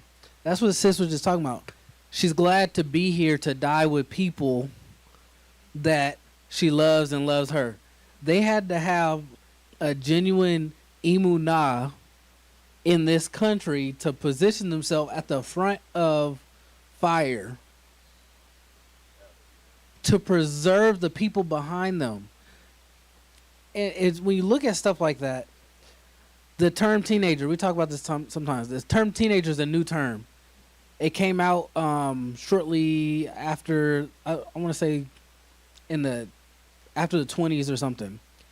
Because when they were building up this nation, they had children in factories. They had children was like, all right, I'm old enough to put my clothes on, so I'm about to go to this factory and make things for my country. It's not about me and playtime and Paw Patrol. Like children were they was whole sold out in their heart for this. People were signing up to go to the military, lying about their age because they believed in the cause. And this is for a wicked nation. This is for elementary principles, L's that are not. Right. They were signing up to die for that. And I look at stuff like that to the point where they had to make laws to say, no, kids can't be working in factories. People working in coal mines, knowing they're breathing in poison, but because they know that this is for the preservation and the building up of their nation. They're building roads and infrastructures and things like that. People were who built Mount Rushmore. People died doing that stuff. You see these photographs of people building skyscrapers and they're just up there with like no protection. That's emunah. And that stuff, it trips me out every now and then. That stuff will come across my mind. And I'm like, man, could I do something like that? But I've been conditioned to preserve myself. I've been conditioned to go to where it's comfortable. I've been conditioned to say, if I just sit and wait comfortably and patient that Jesus is going to come swoop me out from the sky. Yeah. But that's not how this walk goes. I was going to say, if you picture this nation as a woman, you have to ask yourself, do you see her as a beautiful woman? Or do you see her as an old, wretched hag? Because I'm going to tell you something. I realized, this was a few years ago, there was another flu epidemic that was happening at the time. And I went to the pharmacy, the like CVS, someplace like that. And I was going to buy a face mask, right? This was in Texas back in 2007, 2006. There was a H1N1 flu going around. And I went in there to buy a mask. And you know them jokers had quadrupled the price of masks, right? And it hit me like a ton of bricks. I said, man, wouldn't you think that because people are getting sick, they would lower the price of masks so that people could get the mask, right?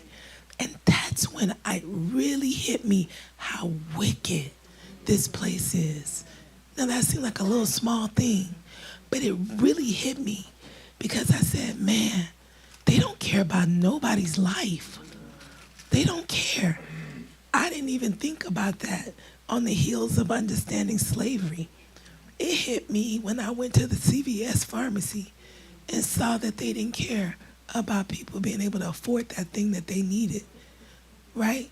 And so here's my thing. This is what I'm saying to you. You got to get to the place where you hate everything about it, everything about Babylon, where ain't nothing about it attractive to you.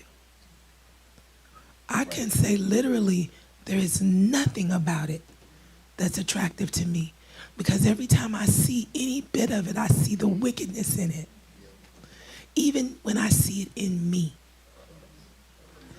And so we have to get there. We got to get there. So speaking about how wicked and evil this place is, just give me a perspective. Y'all remember Jeffrey Epstein?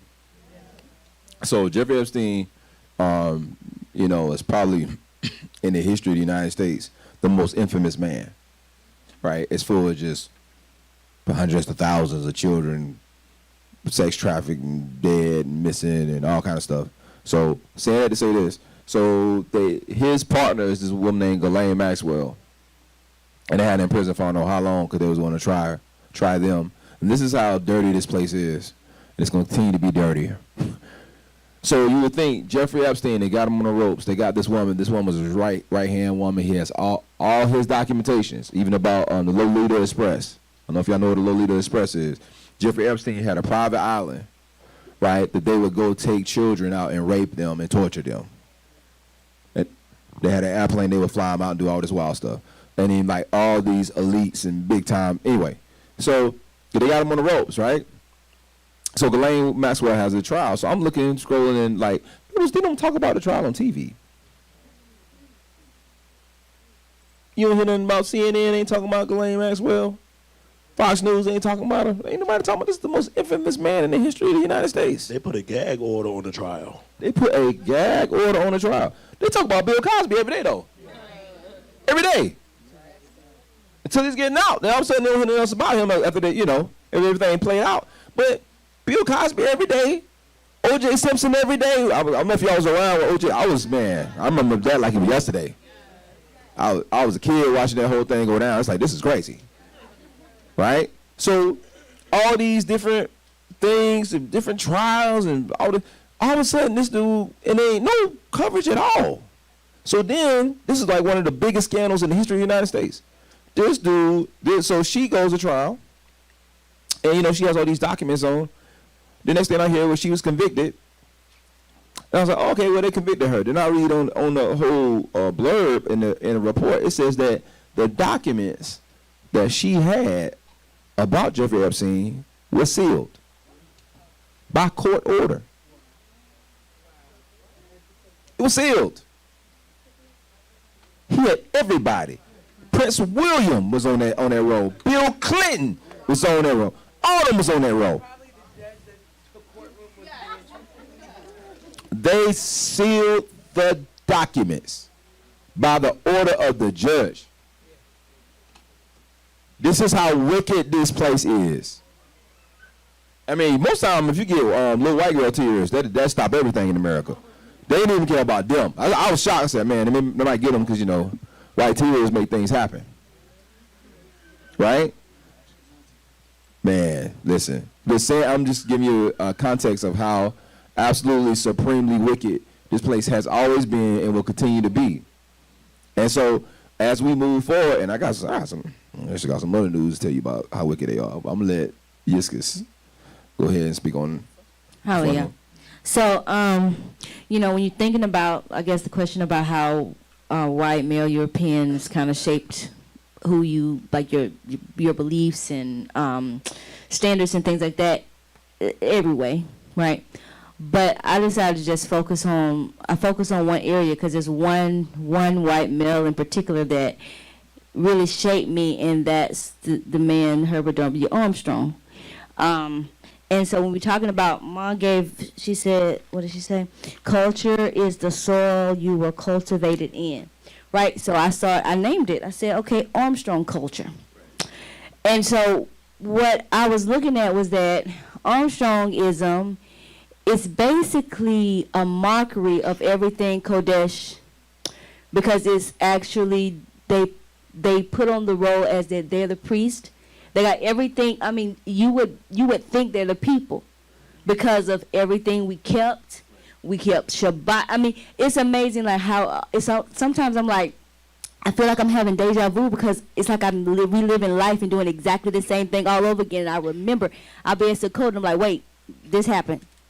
Like it's so like crazy. But one of the things that it really did for me though was that it made me comfortable with being on the outer courts, because you could never be on the inner courts, not there. And so I know my father-in-law, it took him, I think like 35 years to become an elder, when everybody else, they had young men, 20s, going to be ministers and doing all this stuff. It took him that long, and they made him an elder because it really just began to look bad. Everybody was getting ordained but him, and so they said, okay, we're going to ordain him. But when they ordain you, you have a certain thing, or it's an agenda. They want you to speak to the black audience or our black brethren, or they need to see your black face. They don't say that, because it's like, well, we want to do a telecast on BET, so we need a black face to pull in that audience, right? And so, and then also like about how I dress, things like that, because I know this was before I came into the church, but I know Alazar told me about this one time this black couple walked in and they had on an African attire, and his dad said, I know that offended people because of the way they were dressed. And so you had this persona, this European flair about you, this ideal. They would always talk about the kingdom, building of the kingdom, and they were building a kingdom, their kingdom, right? But we didn't fit in their kingdom unless we were like agriculturalists.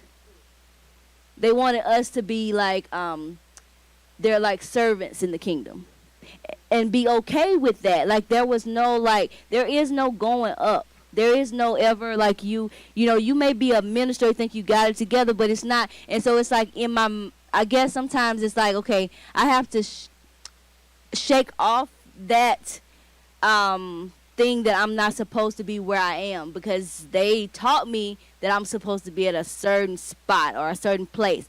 And then I'm also talking too much because women are not supposed to be talking, all of that plays into what that man, he even had a book which people still read now called The Missing Dimension in Sex. And so they would read this book, and he was like, he would coach you throughout your life. And so a lot of people, they have the way he thought that marriage should be and how this is supposed to go. And so a lot of people have all those things to rid themselves of, especially a lot of black people, because it was like detrimental to our minds. It made our minds foggy. And like when I came into the awakening, I had to come to the point where I said, okay, am I going to immerse myself in Yahusha the way I immersed myself into Herbert W. Armstrong? Because I gave my all to that. I was planted, I was rooted, but now he's saying be transplanted. And so he's transplanting me to this area, but it's like sometimes it's like when we was in Christianity, we ran. Right. We ran, we was gone, we was doing, but when we get here, it's like we want to sit down and not run hard. Right. But he requires more of us here than we did there. A lot of us in the world, we ran hard. In the world, we partied hard. But here it's like we don't want to go hard for Yahuwah. We want to sit down and kind of rest now, but this is not the time to rest. It's the time to keep going. Bill. So to that point, Maury was talking about that earlier, pain. This is why we used to go so hard before, is because there was always something to soothe the pain. There was always a vice, right, or something that could make it okay for you. Because you will work all day, try to pursue this career, whatever, and then you go to the bar. You go hang out with your boys. You go on a girls' trip. You're going to go do something to ease the pain, to soothe your soul, the grievous things about this hard work. But in this, we have to do it because we love it. So I'm going to land back on that, because this is the point that, going back to what you saying about soothing. So me and Yada was talking about this thing. So the things that, we in a gray house. What's in a gray house? Right? Wood, hay, stubble, and precious vessels, like gold and silver. So these are the things that the vices is things that we seek shalom in, because we don't seek it in Yahuwah. Right? And that's how we get caught up in addictions, because we'll have something that is an escape for us, because we haven't made Yahuwah and Yahusha our comfort. Right? And Yosef said something, I think on Shabbat, which is really interesting. He talks about how Yahusha talks about, he says he has this fire to be kindled. He wished it was already kindled. And then we start talking about the relation of the fire, because fire is always represented as a ruach, fire, wind, right? He even talks about how in Acts that the ruach was like cloven tongues like a fire. It talks about how it's like fire shut up in your bones. Then it talks about how even Malachim are ministers of fire, right? So the gist of it is that when you are exposed, we talked about we was exposed, we were sown in iniquity, right? And the seed of our mother conceived us. We was a subject to what? To vanity. And what else? The weak and beggarly elements, which means we was exposed to the elements. So when you're exposed to the elements, how do you get comfort?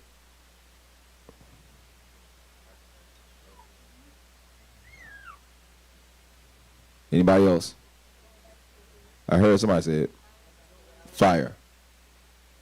You outside, exposed to the elements, what do you need? So when you make a fire, and then you go and you get comfort from it.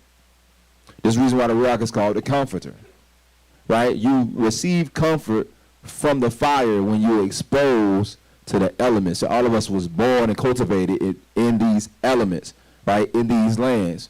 But this is the issue, and this is the reason why we have to get to this place. This is where we have cognitive dissonance. Because how do you make a fire? You have to burn wood, hay, and stubble. So it's the burning of the wood, hay, and stubble that brings you comfort when you expose to the elements.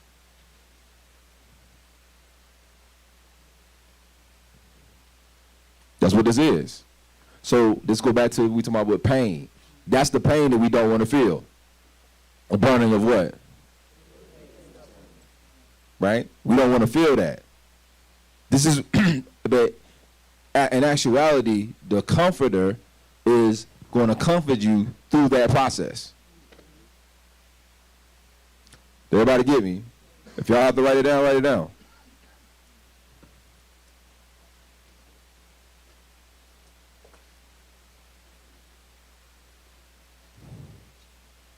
Comfort comes from fire. Fire is the burning of wood, hay, and stubble. So that wood, hay, and stubble is going to manifest all kind of ways. It's going to be your desire sometime. You ain't got to write this part down. I'm just talking. It's going to be your desire sometime. Sometimes it's going to be a person. Sometimes it's going to be, I guess it lies under desire. I mean, something that you're trying to achieve. That's another desire. But it could be personified in a person, or it could be a desire of yours. It could be a thought process, right? Something that you've always done, something you've always been comfortable with. But that thing is going to have to get burned up if you're going to receive that comfort. If not, you're going to be comfortless and you're going to remain exposed. When you're exposed to the weak and beggarly elements, it also means that you're not inside of the house. You're not inside the enclosure. The whole purpose of the enclosure is to protect you from what? The elements. And this goes by what we were saying earlier about being in the Father's house. If you can't remain under the Father's Torah, he's going to threaten to send you outside into the elements.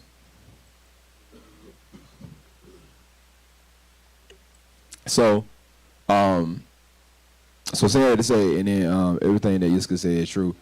These are the things that we all have, like, was cultivated in something, and it just shaped our whole worldview about everything, even relationships, right? Anybody else that want to speak on what Yahuwah revealed to them? Yada.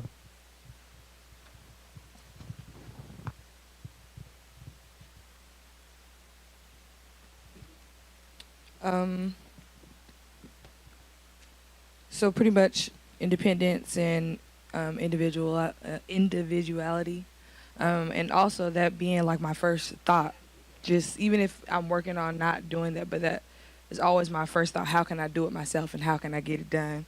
And so Yahuwah had led me to look at a documentary on collectivism and how just other people move, and just having the thought of the tribe.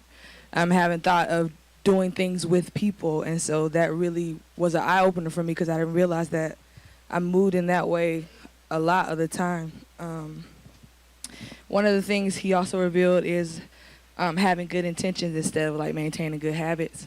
And in like Christianity, you know, oh, God or Jesus, they know my heart, right?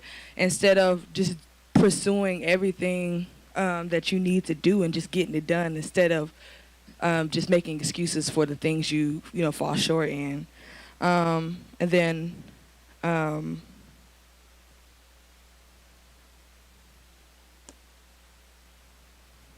wrote in cursive, so it actually started getting small. I couldn't even read it. I'm sorry. Feeling the need to help or like save people or like counsel people or instruct people all the time, which kind of goes into like the mindset of evangelism. And so even in, not that I try to like bring people into the walk, but I've noticed that I'm more to people that I feel like the anointing was on or whatever in church. Like I feel like sometimes at least I should be, if they ask questions, I should still be available, because there might be a hope that a seed could be planted, but really that's not my responsibility to be someone's counselor or, you know, to solve their problems. And then one of the last things I'm going to say is seeking, like, I'll ask you who are things, but then I'll be quick to like Google things too, or like research things. And so he brought that to my attention that sometimes I lean too much on that, trying to look for answers instead of just being content, just waiting until the Ruach reveal things. So using Babylonian comforts and getting the resources instead of just waiting on Yahusha to tell me things. So those are a few of the whole list of pages I got right in front of me.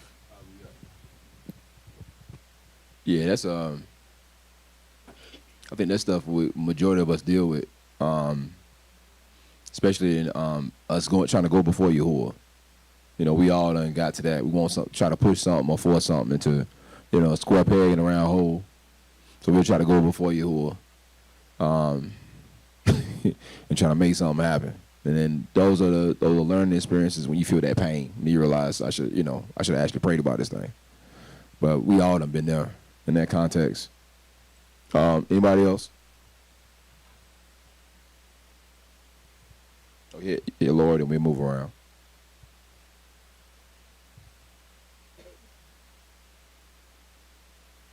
Okay, I had a hard time writing it, so I'll try to articulate it. But in Christianity, at least the things that I heard, it was the idea that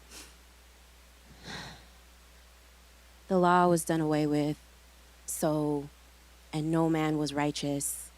We have Jesus to save us. You know, we can live our lives however we want. You can't actually do what's required of you. So being in the walk, and it's like, no, you have to. And I always had that mindset, like, I can't just live however I want, you know, but like, you have to actually do this thing. You're responsible for it. You can do it, but getting out of the mindset that how I can't do this. I'm not capable of doing the things that he requires of me. But I don't know, I guess undoing the lie and the conditioning of that. I don't know if that made any real sense. That makes a lot of sense. Those are the lies that get embedded in you in Christianity. That's what creates the individualism that y'all are just talking about. Like the idea of you having your own personal Jesus. Like he's like genie in the bottle. And I deal with him, and he knows my heart. And those are things that's, when those thoughts come to your mind, you just got to bring scriptures to your mind. Like when you hear that no man is righteous, then you just start reading scriptures where it talk about the righteous men. Because literally some scriptures just list them off, right? Or when you talk about, I forget all three things that you hit, but that you can't do this, like you can't walk righteously with Yahuwah. But then the scripture commands you to be perfect, right? So of course you're able to do that because the scripture commands you to be perfect, which means be mature. Because like that'd be like you saying it's impossible for a child to become an adult. Hallelujah. So just keep those scriptures in your mind when you going through that or processing that. I forget who's next.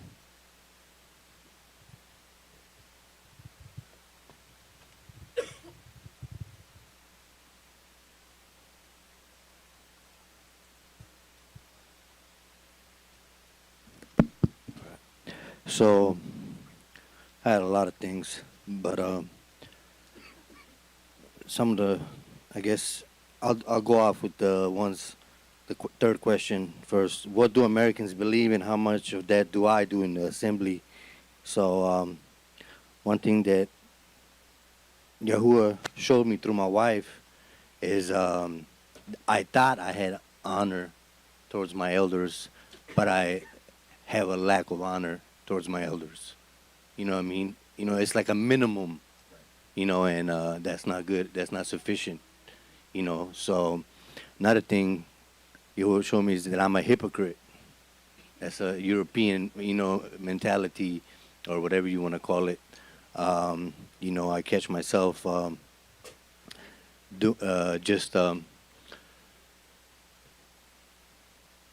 looking down on somebody about something and then a month down the line, I'm doing the same thing, and I'm expecting to, for somebody to look through my hands about it. You know what I mean?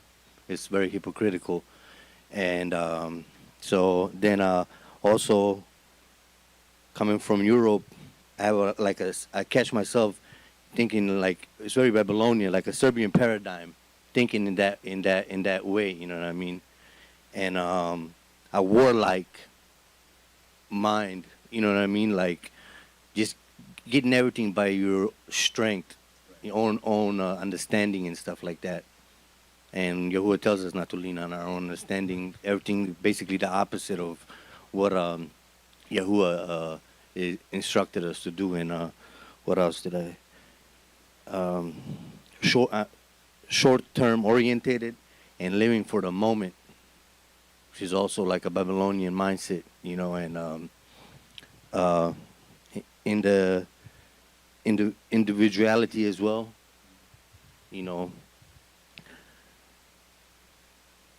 thinking I have time, relying on others and not doing the work that I'm supposed to be doing. Another thing is afraid to say no and people pleasing. You know what I mean? Thinking if I say no that, the person's going to be mad. And just like basically thinking how others look at you and stuff like that and what they think of you. Argumentative, arrogance. These are all Babylonian, white European traits, that I have still like. So what Yahuwah showed me, I was making bread a while back. I was cooking, in a pan. I don't know whoever cooks. Sometimes when you burn the bread a little bit, on the bottom there'll be chunks, pieces. They're real hard. You have to boil the water, and you literally like use a chisel, to get this stuff off. So Yahuwah showed me that I got like surface stuff, addiction, gang life. He delivered me from these things. You know what I mean? But now these things that I just mentioned, they're hard to get off, just like a pan. And I'm fighting. So I catch myself fighting, against it, to get these things off of me. These are like the things that are really like rooted in me that you don't really see from the surface, and I catch myself fighting that stuff, So this is what we're saying about being born in iniquity and seeing our mothers conceived us. So you was cultivated in that, right? So you can cast out the ruach, but you still have the damage that the ruach did because you was again cultivated in it. So just of it is because I think about this, man, because the thought process was that we was gonna rip him up, but I think that we might have to not rip him up. I think we might have to look at these things, right? Have our sins ever before us, right? And see these things for what they are, so we don't continue the same cycles. But yeah, so that's the real what you wrote down. That's the real work that you got to do. That's gonna be a form of deliverance all within itself, right? That's the rewiring of you in Yahuwah is learning how to. Because first, praise Yahuwah. That's the truth in the inward parts. You better see that thing and say this is what it is. Then next is so you've identified it. So now you know what to change. Because like I said, you're not going back to those things, right? You're not going back to addiction and stuff like that. Yahuwah moved you from that. But that right there, that's the sins that easily beset you. Those are the things that we all talking about. The sins that the reason why sins easily beset you is because you were cultivated. When you were cultivated, you do things by reflex. You do things by reflex. So reflex is how that's the reason why it easily happens. Or people say knee jerk. I be calling it me jerk because I'll be the jerk. Right? So a knee jerk reaction. For real. Me jerk reaction. You be the jerk. You just do something, just rattle off. Right? But it's a reflex.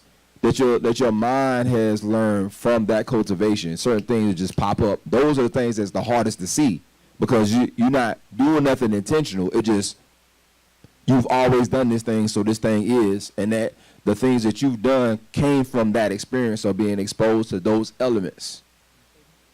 You was shaping in iniquity, and then sin did your mother conceive you, right? So you got to realize that, like, man, I was shaping in iniquity. It's like you talking about Europe, for us it's Babylon, which is part of Europe, but I'm talking about in America, right? All these things that we got to dig out, right, so we can move properly. Who's next? Shaq, go ahead. So I just wanted to say something because specifically speaking to the realness that Yuri just brought forth. And so now that you've exposed that thing, you are held accountable to that thing. Like, so we can't just be out here manifesting those behaviors and then thinking who are going to wink at it.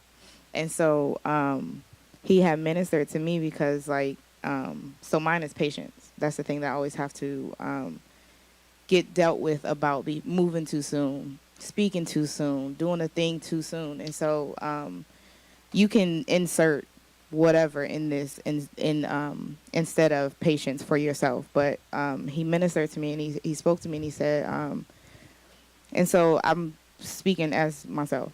Yahusha gave me strength to obey and receive an increase in patience. Through the act of obedience, I'm given a revelation that secures me through the next trial. So in that first situation where whatever happens, where I would have moved, I would have spoke, I would have did a thing, because I waited, he gave me a revelation because of that obedience. So now when that trial come back around, because it's going to come back around, now I know what I did that first time. I didn't move when I wanted to. I didn't speak when I wanted to. And more things come out, or I see something, or he shows me something because I waited that extra 2 minutes. He showed me something else that gave me the understanding of, okay, that's what this is. Because I would have moved thinking it was this, when really, just wait a second, let me show you. And so the more that you do that, the quicker he does it. When I first was doing this, I'll pray about a thing, and he ain't answering me for like 2 weeks. Because I'm trying to teach you something. I'm trying to teach you that I heard you, but you need to work on this thing and wait. And so the more that I do it, now when I ask him something, it's a shorter time of him showing me, because I've learned how to master trying to do something on my own accord, trying to do something in my own desire. Because truthfully, those things and those moving in times of moving too soon, it's because I'm trying to gratify something. I got that revelation first. Let me speak this thing. Let me show you what he showed me. I'm trying to exalt myself, because ultimately, like, that's the thing that I get from Christianity, or from what I was cultivated in, because my mother's mom died when she was 12. So she basically raised herself, which is, even though my mom was in my life, that's kind of how I was. When she grew up, she got to pick what she wanted to do, what she didn't want to do. Same way I grew up. And so it develops a pride in me in the way that I move, in the way that I think, because I'm used to, if I want to do it, I'll do it. If I don't, I don't. And so even in just like looking at those things, it all kept coming back to me as I'm sitting here. I'm like, all of us to some degree have been cultivated in self-worship. Like, you worship yourself. Like, that's the idol. That is what your religion is. That's what you've been rooted in since birth, is to do what you want, how you want, whatever pleases you. And so in identifying that, I'm always having to question myself regarding that. So whatever he's revealed to you concerning this assignment that we've been given, that's what you have to ask yourself. So when he's saying, ask yourself, is it because you were born in sin and iniquity? Ask yourself, is it coming from self-worship? That's particularly for me, from what he showed me when I'm making a move, when I'm asking myself, what was the intention of me saying that or doing that? That's what I'm asking myself. How was I trying to gratify myself? Because I know that's the sin that so easily besets me. And so in you, all the things that you wrote down, those are the things that you need to look at in every move that you make in the assembly, every move you speak in, all of those things, just questioning yourself regarding that. Is this rooted in this? And so then when you acknowledge it, the way that you fight that thing is, instead of that knee-jerk reaction, taking that time to wait, which is why patience is the thing that I'm always asking for, because we get so much revelation when we just wait. when we just you want to speak, you want to say a thing, you want to prove yourself right, let Yahuwah vindicate you. Because you used to trying to vindicate yourself in your own strength. Just eat it. Eat it for now and watch him bring that thing back around. And you didn't even have to do anything. Just, you understand what I'm saying? It's those type of things. Like every situation that anybody is speaking about or has written about, I guarantee you that you can overcome that thing by waiting.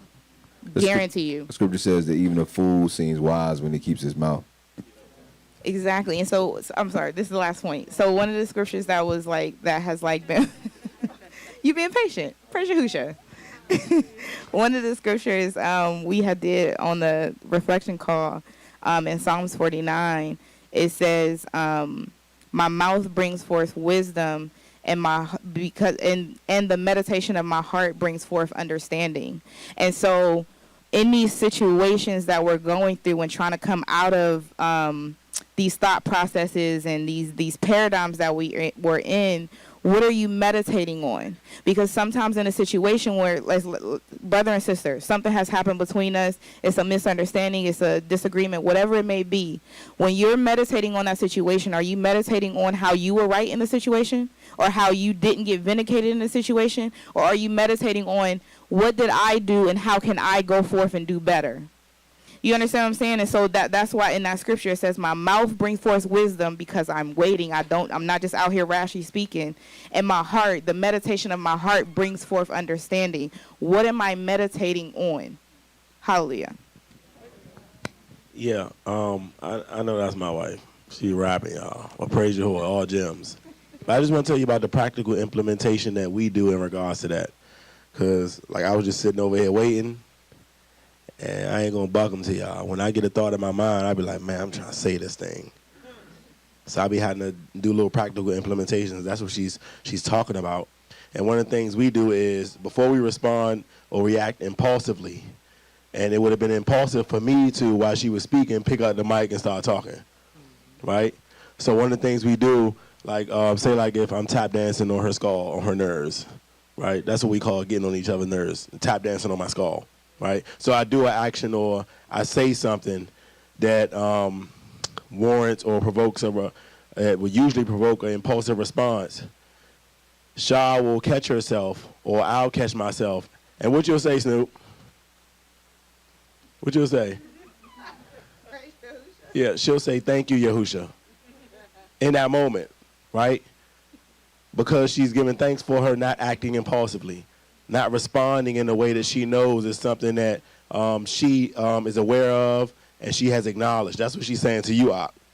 So we talking about, and I know Ribka and Yasina, y'all want to do y'all thing, so I'm going to be quick.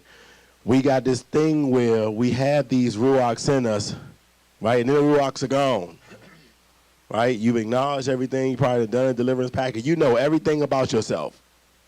You know your triggers, you know, all these lists and stuff that we write down. We know and acknowledge this stuff.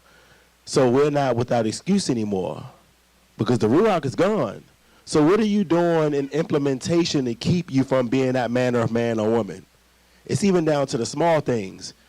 Knowing how you respond, knowing how you're triggered, knowing, your impatience. Sometimes it's just a simple, thank you, Yahusha. Every time it tries to rise up in you. To the point where it almost becomes common. As much as you say all esteem to Yahuwah and Yahusha. Thank you, Yahusha. So if y'all see us randomly, I'm telling y'all going to start to see it. Now that I spoke about it. If y'all see Shah random, she might do it with some of y'all. I'll do it with some of y'all. Somebody will do something, I'll be like, man, thank you, Yahusha. Right?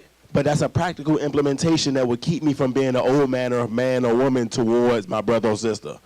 Or towards one who I'm supposed to be in shalom with. Right? And just real quickly, while I was waiting, I was meditating on, because in Ezekiel, Yahuwah talks about dross a lot. You know, in the great house, there's wood, hay, stubble, vessels of gold and silver, right? But it's only when one decides to trot outside the house and is subject to the elements that those things become written with dross. In areas they're not supposed to be. You precious, but you're in a element-laden area. So that definition for dross, listen to this. And all these little things that y'all mentioning, like that stuff you just mentioned, everything that everybody just mentioned in the list that you're well aware of, this is what it's equated to. Dross. This is the definition of dross.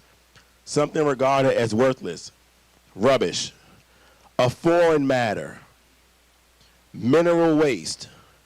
Remember, Amar was talking about the nutrients. Yahuwah equates dross to mineral waste. Right? You know that if you get too many minerals as a plant or the wrong type of minerals, you slated to die. Some of us haven't been taking on nutrients, but mineral waste. Right? It said, in particular, scum formed on the surface of molten metal. So scum that's formed on your precious vessel. But Yahuwah in the scripture in Ezekiel, he talks about it a lot. He says, I'll turn my hand against you to purge off your dross. And he talks about a fire, but it's funny because if you know about melting precious metals, there's something called casting. So dross melts off at a certain temperature, but then the metal melts at another temperature. So Yahuwah says, because he says he tried to purge out the dross in Ezekiel, I think it's chapter 22. He tried to purge out your dross, but you wouldn't allow yourself to be purged. He says, I'll melt you down. So if you understand casting, dross goes off at a certain degree, then there's complete melting that goes in another degree. So who's been holding on to this dross, these things that you know and you acknowledge? You see it on your surface. If you're precious, let's say like these metals we have on our chest, you will notice if some type of scum gets on it because it's a precious metal. So you're a precious vessel. So you're aware and you can see the scum that's on you. But what implementations are you doing to remove the dross? Because Yahuwah's assisting you in it. He's saying, I'm trying to purge off the dross, but you won't let me. So that melting down of a vessel a lot of times is the complete destruction of it. But it's also melted down to be reformed. Right? But that reformation has to come from a mold. So when you melt it completely down, are you willing to be molded? That's why the casting process fascinates me so much, because it's Yahuwah. The melting down of precious metals to reform them. So all these things that you're acknowledging today, what are you doing to keep that dross off of you? What are you doing to keep yourself pure? Is it a thank you, Yahusha? Or do you need to go a little bit more drastic in your implementation so you can keep yourself pure? Whatever it is you need to do, you need to acknowledge and do it. And I'm speaking this for myself too, because Yahuwah constantly has me in introspection. Today he told me become like a child again. Remember during worship, I was on the floor. I'm a 6'4" guy. I'm on the floor balled up like I'm in the fetal position. Y'all probably like, what's going on? Yahuwah was telling me be made like a child again. Let me remold you, right? So I just wanted to share that with y'all. And I got one more thing, and I said I got to get it all out. Listen, I got to get it out because it's on my mind, and I was just waiting. Hallelujah. So this thing about hallelujah, thank you, Yahusha. This thing about kingdom building, y'all. Kingdom building also starts with yourself first. Allowing for that dross to be purged off, but also it talks about how there are vessels in a house. So those vessels are used in the collective for the collective functionability of the house, even if it's just storage. Those vessels are not there for beauty. So I'm sitting here and I'm thinking about what Maury Yosef was talking about Normandy, in the beaches of Normandy. Wicked men, because that's what they were, looking to establish a kingdom, willing to take a bullet because they know that their kids and grandkids and great-grandkids will be established years down the line. And then I'm sitting here, I'm like, man, I look at historical records of a place like Tower of Babel. And it talks about how all these people came together, and it says in some historical records that it took months to get one brick to the top. And if a person would fall off the top, the people would just keep moving and keep building, right? But I'm thinking, how much dedication does it take to walk months to get to the top of a tower just to place one brick for a kingdom? And I look in the assembly, And I'm like, man, are we willing to go to extremes to just place one brick in Yahusha's kingdom? What's keeping you from that level of dedication? Just hear what I'm saying. They would walk months to the top to place one brick. And I also see it like they would pass the brick. So they would pass it from person to person to person to person to person for months just to get it to the top. That's the wicked's level of dedication. It talks about how the wicked are wise, right? But it also talks about how you are the wisest people on the earth. They'll say, oh, these people are the wisest people on earth because of their allure. That kingdom hasn't manifest yet, but your level of dedication has to be so great that you're willing to even die to place one brick in Yahusha's kingdom. One brick. So I just want to leave y'all with that. Are you willing to die to place one brick in Yahusha's kingdom? Because the wicked is. They built up several kingdoms, and they died doing it. We talk about these Ruaco deaths. These people were literally dying to build up kingdoms. Literally dying. Are you willing to literally die to build up Yahusha's kingdom? That's the level of dedication we all got to have. And I ask myself that same question, because I say all the time, man, I'm ready to die about this. It's really time to literally die. You're going to see if you're willing to die to establish Yahusha's kingdom. So praise Yahuwah for that.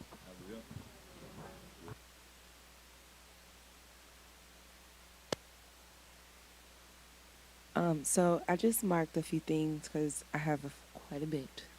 But so what is left of Christianity in me? The first thing I said was the come as you are doctrine, believing that Yahuwah will accept me even if I don't reverence his word written or spoken, or even to the point of coming into the assembly dressed a certain way that doesn't reverence him on the Shabbat, knowing that the Shabbat is a moed.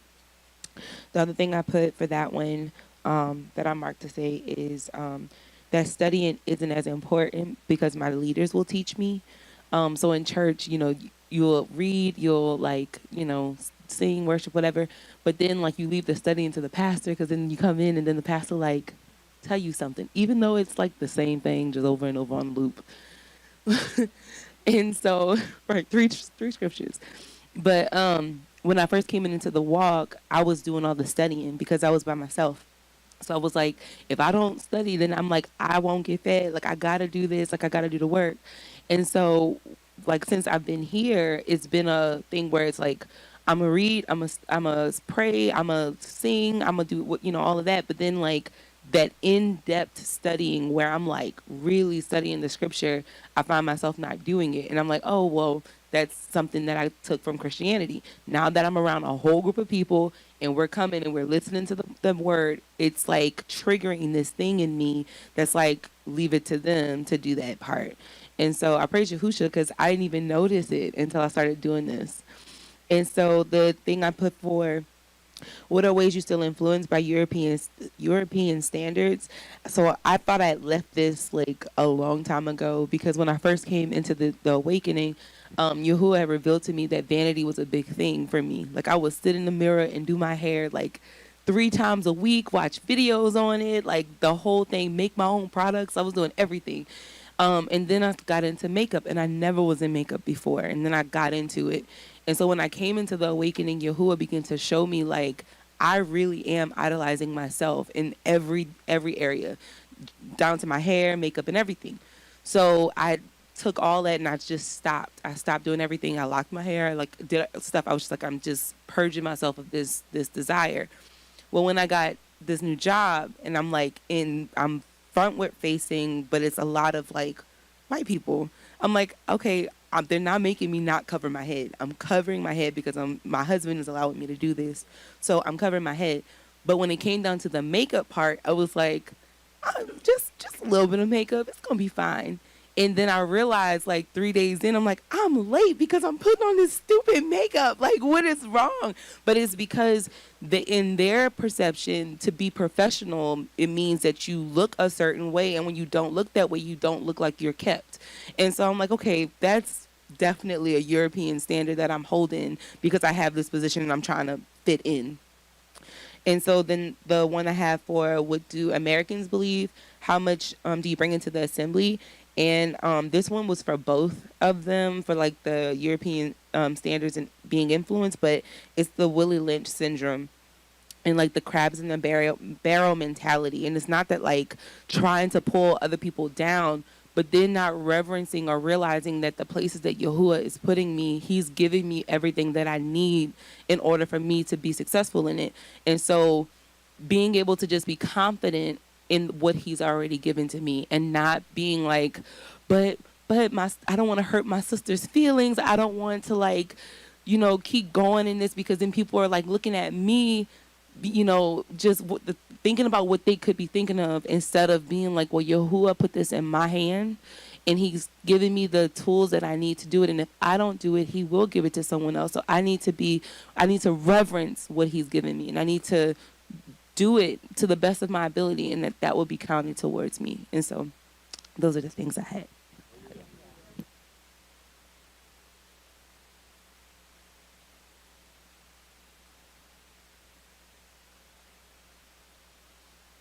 I'm going to go a little bit back because Moray said some exact words that I had written down, and I really think this is important for me to speak it forth. So what is left in me from Christianity, and I wrote down that if you're in a leadership position, you have a stronger relationship with the Most High. And so I grew up in an era of the mega church era where, there were small churches, and then all of a sudden there was this explosion of big churches within the black community. And one of the things that was driven in me, just based off the fact that I came from a family who was deeply embedded in Christianity, where I had grandfathers, great-grandfathers, mothers, everybody was in the church in some form of leadership position, whether it was a pastor or a minister over a church, deacon, whatever. And one of the things I remember growing up, that they would make us take these surveys. And during worship today, Abba literally brought that before me, and I had to renounce and denounce taking these surveys where they identify what your gift is. So whether you're an evangelist or a preacher or a teacher or whatever the case is, that was something that was highly driven in me in the Christian church, where it was more so about becoming more so than being. And so in that, months back when I was in the circle and Abba gave Moray a word concerning what was going on with me, and that word was the desire for power. So as I meditated on that thing, I understood that it was true. Abba's not a liar. But I didn't fully understand what that was. But in doing this, reflecting in this, Abba began to show me that it had to deal with the fact that a Torah that was put on me within my family is that everyone in my family is going to be either a teacher, a minister, a preacher, or something. This is what you are being groomed to be. And so in me, I thought that if I became that thing, then I would be accepted by the Most High. So I was being driven by the identity that Christianity say, this is what makes you accepted, validated. These are the things that, and for me, I don't even know if it was about it was more about validation and acceptance. And so that's it. Hallelujah. Let me ask you a question. So how will you combat that going forward?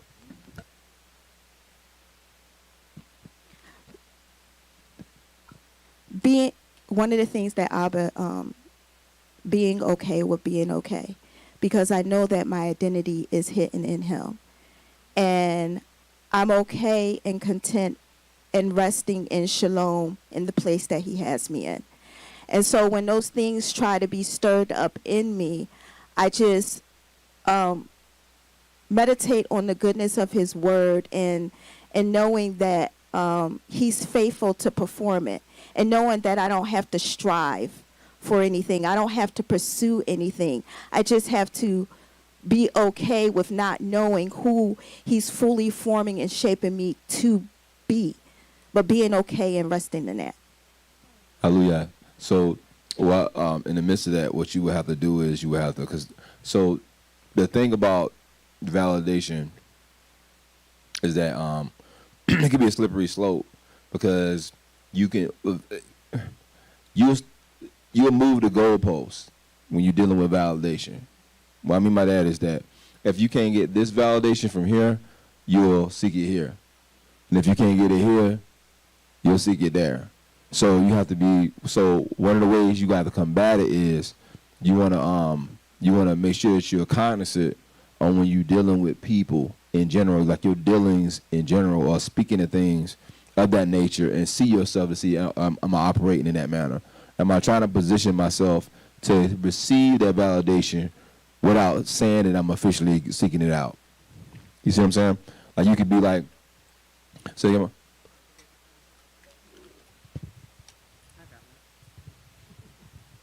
that becomes manipulation, because you're secretly trying to get someone to say or do something without, like you said, getting them to do it. So you're basically causing them to have different emotions. You're placing that on them, and you want them to respond in a certain way to you. You turn them into your confidant, and so now you're getting that need met without in a kind of dangerous way, because what will happen is that you're not actively saying I want to be Amora or anything like that, but I'm saying if you've done that, then you can. But you have this person that you literally done turned into your pupil, but it can be under the guise of friendship. So you still getting that need met, but the only thing about it is that validation is a broken cistern, right? So what happens is that that won't stop there, because it can't get filled, because it's a broken cistern. So whatever gets poured into it will go back on the ground. So what you have to do is you have to seal up the breach. So in those moments where you feel like that I have this person, and you have to just see yourself like you becoming friends with this person, and all of a sudden it drifts to you becoming like this confidant of the person that they come to for these specific things. And then it does something for you, but you might not want to admit that it does something for you, because you don't want to see yourself in that light. And this is the reason why I was saying earlier about the me jerk reaction. You got to know that you're a jerk. So I ain't talking about you, I'm talking about me. So I said, yeah, I realized that, yeah, I'm a jerk. So me be the jerk. And so in those situations, I realized that, man, yeah, I was shaping in iniquity and seeing that my mother conceived me. So I'm going to have times when I'm looking at this thing, I'm like, oh, that was me for real. I ain't looking at nothing else, like, because I know that I've had this trigger from this thing. I was cultivated in this process. And so I know that this is just another way for me to get this and ease my conscience at the same time. You see what I'm saying? So, and this is for anybody with validation, because that whatever that you're looking for, your validation is, like I say, the goalpost is going to move. It's going to shift to another place where you get validation from this person. You don't get it from that, it's going to go to this person. It's going to be from that thing, or it might be from this position, or it might be whatever it is. It'll just keep getting shifted because of it being a broken system. It's something that can never be satisfied.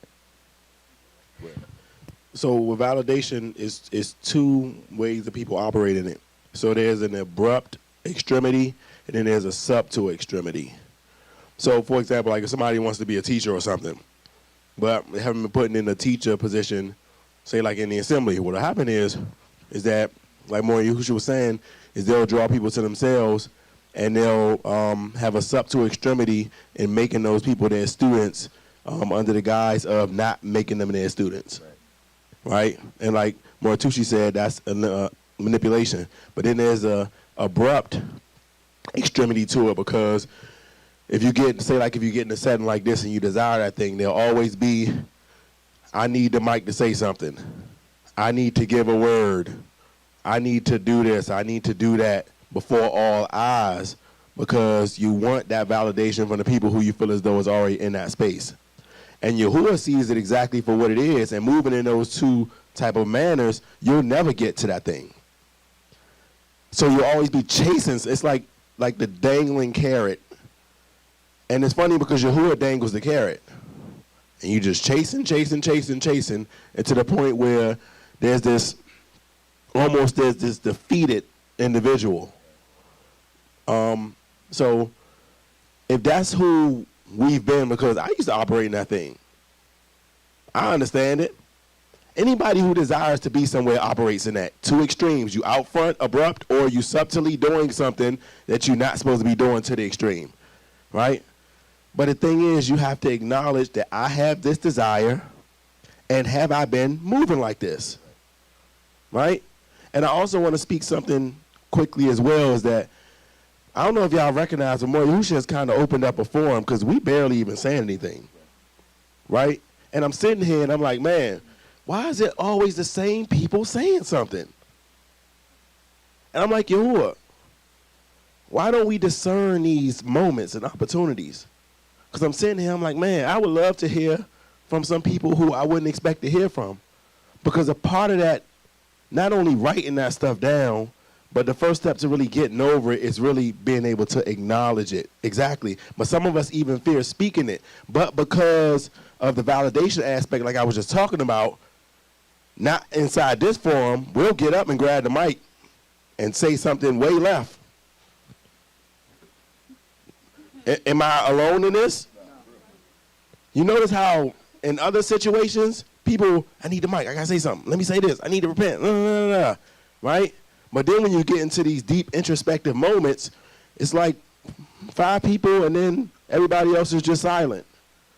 And it makes me wonder, are we really afraid to face ourselves deeply? And if the answer is yes, and we still at this point, then that means that we have a lot more work to continue to do. So no condemnation, but also truth in them parts. This is the Shabbat, so don't lie on the Shabbat. Who actually did their homework? Show of hands. If you didn't do it, don't raise your hand. This is the Shabbat. Praise Yahuwah. Hallelujah. Not that I didn't think that all y'all did it. I just want to know who did. So going back to that is that, yeah, this is the time when we had these forums. That's the whole purpose of that. Is for you to get insight. Because it might have been something that, I ain't saying that everybody do that now. Because it's 6 o'clock now. You must come through on that one. But this is what this is for, right? This is how you get healing, right? This is how you get understanding. Matter of fact, somebody sent y'all an email about something we said earlier, so I'm gonna clear that up real fast since this is about understanding. Because they asked about something about tithes, some issue, trauma this lady had with tithes. She asked me about what is it or what problem there is. So I'm just gonna address that for her if she's still watching the video. So the gist of it is tithes. So everybody in Israel, when it says before, has an issue with the word tithe because Christianity. This is, being honest, that's the case in point of everything we've been talking about, right? Being raised up in Christianity, and you hear and you see these people who abuse tithes. So in your mind, you carry that over into the awakening. So what people will do is people will create doctrines that say they don't have the tithe. Can you build a kingdom without finances? No. So that's the whole point. These people ain't about kingdom. How you gonna have? It's only if it's gonna flow down from the Shamayim, which is how we think. So speaking of that, I'm just, and again, I'm not. She was sincerely, I think, trying to get an understanding. She says, in sincerity, I want to understand the reason for tithing. When I was in Christianity, I tithed even though I was a single parent with 2 kids. When it became a burden the tithe, and it tormented me that I would be cursed with a curse if I stopped. I know as clear as day, Yahusha spoke to me when I was standing in the kitchen being tormented by this thing. He said, only if you believe it. And I yelled, then I do not believe it. I'm not cursed with the curse if I don't pay my tithes. Then I began to bless others financially, and I was led to give my time to help others. It wasn't that 10% anymore. This is why I'm trying to understand, because I want to be in order. So So the gist of it is that there's a lot of doctrines in Yasharel that people make to not give tithes because they don't want to. So this is my thing. I don't want nothing that you don't want to give you. I don't at all because I don't rock like that. Because I'm like Abraham. Lest you say you did this. I'm gonna give this glory to Yahuwah. So if you don't want to, don't give nothing that you don't want to give. Right? Please don't. Because Yahuwah don't need you. He don't need me. He don't need none of us.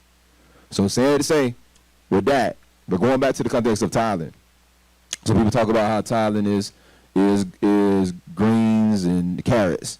And then they'll say, well, tithing is mules and whatever.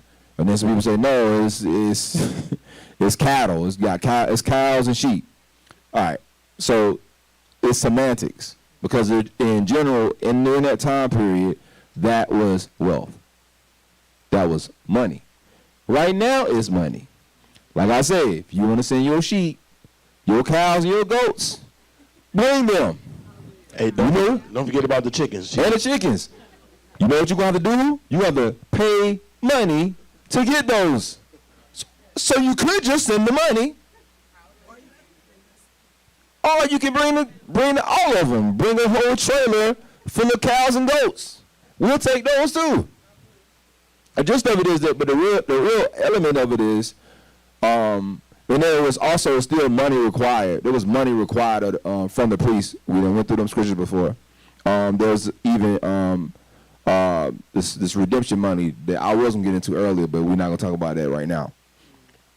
But the gist of it is this: the whole purpose of the tithes, wealth was measured in land, cattle, and not necessarily money for a long time, right? So, because we're being honest, it's kind of still that way. That's the lie that we done bought. We think that if you got ones and zeros on a card, that's wealth, and it's not. Because when they stop letting you have the ones and zeros, then you homeless, right? Wealth is assets, right? That's the reason why gold and silver is actual money. I ain't getting into that right now. But let's go back to the Torah. So the gist of it is that Yahuwah commanded tithing in the Torah. Then it goes on, you see tithing return in the Brit Hadashah. This is the reason why Shaul talked about how he said that's how he was able to move from place to place. And matter of fact, he talked about specific assemblies who helped them more than other assemblies. Right? He gives a whole shout out in one of the letters. And then if you want to go further than that, let's go to the Shalakim. The Shalakim didn't just ask for a tithe. Shalakim asked people houses, land, and goods. Hey, Chief. So the people came into agreement. They said, we're going to sell all we have and then work to forward Yahuwah's covenant or his work. So that was their mindset. Right. So they wasn't worried about, man, I got to pay 10%. And the thing is because I'm listening to that message, and I do believe the sister had a genuine concern to understand. Yeah. Praise Yahuwah for that. But Yahuwah is not a terror over finances, because all the wealth in the world is Yahuwah's. Right? So Yahuwah, he does this tithe thing not only because we need to understand that the kingdom is not built just in your mind. There's tangible things that you have to put towards the kingdom in order to build it. Right? But a lot of times Yahuwah asks or, requires a tithe to test your own heart. Because some people lack amunah. And that's why I always speak about the not living by bread alone. Right? Because some people just literally don't have it. And they'll still be willing to give their last. Some people will have it all and not be willing to give nothing. But then a lot of times Yahuwah will test and see, are you willing to give that portion that you may have to the building up of his kingdom? Because I'm a beneficiary of it myself in regards to Yahuwah. When he says I'll return it sevenfold, he will. I'll restore it hundredfold. He's not lying. But a lot of times it's your amunah that keeps you from that. Right? So like Yahusha said, he's not, his mind is like Yahuwah's is. He's not a terror over you. Right? But a lot of times we need to really get over ourselves and allow for that amunah to be grown, Because one thing that we don't like to part with is finances. That's the number one thing. We'll say, I want to part with Ruachs. I'll part with people. I'll part with my own children. Not me, because I love little girl, right? Hallelujah. But we not trying to part with no money. But praise Yahuwah for the people he's given the Ruach to do that. But if that's you, if your mindset is, I know that the kingdom needs to be built with finances, and I got these finances, but I ain't trying to put it towards the kingdom, that's something that you need to do introspection on. Right. Because our leaders are not going to be a terror over your finances. Right, because the gist of it is, this is what goes back to kingdom building. That's what Ma said a minute ago. So the reason of the tithe was to actually build the nation. Literally. If you don't have no money in a nation, you have no nation. That's it. You don't have no infrastructure. So this is just going back to you saying you're going to be in the nation. So Yahuwah could have been like, I'm going to give y'all a tax. Would tax sound better? They ease people conscious if you would say, I'm giving you a tax. You paying Babylon tax. Because you're going to pay Babylon the taxes to keep their kingdom running. They take 50%. Yeah, they laugh at 10%. 10%, ha ha. It's a discount. but this is the gist of it, going back to the idea. The reason why they charge you taxes is to make sure that their kingdom continues to operate. And Chief, can I say something too? So look at the fruit of the ministry that you tithing to. So this is, a lot of people are visual people. So if there's tithes being given, is not that money that's for the building up of the kingdom reciprocated to the people who need it? Right? That's all I see. All I see all the time is Mori Yahusha with the mindset of, I got to help the people. I got to help the people. Because he also realizes that if the people are not in the okay space, financially, then how is the kingdom ever going to get built? And then when I look at statistics in regards to finances, black people got enough money to be the 6th richest nation in the world. I'm just being real. Those are the numbers. Right? So, yeah. So the issue is we don't want to give something that costs us something. And that's the whole concept of an investment. An investment is I'm going to give something of myself because I have emunah in the thing that I'm giving it to. So when you look at stocks and trading and all these things, you invest in something that you have confidence in. So even with Yahusha, they came to him and asked him, like, is it you? Are you the Mashiach? Are you really? And he's like, what have you seen and heard? Look at my testimony. Do you have confidence in me? That's why Mori Yahusha says, I don't want anything you don't want to give. Because if you don't have confidence in me, then don't invest. If you don't have confidence in the work that Yahuwah has established in this ministry, then don't give it. But even like the sister was saying, she, at the time when she was in the church or whatever, and Yahuwah was, because Yahuwah dealt with me the same way about not giving to the church as I was growing in understanding of the scriptures and things. And so me and my wife, we looked at each other and we said, like, we still got to give something because this isn't for free.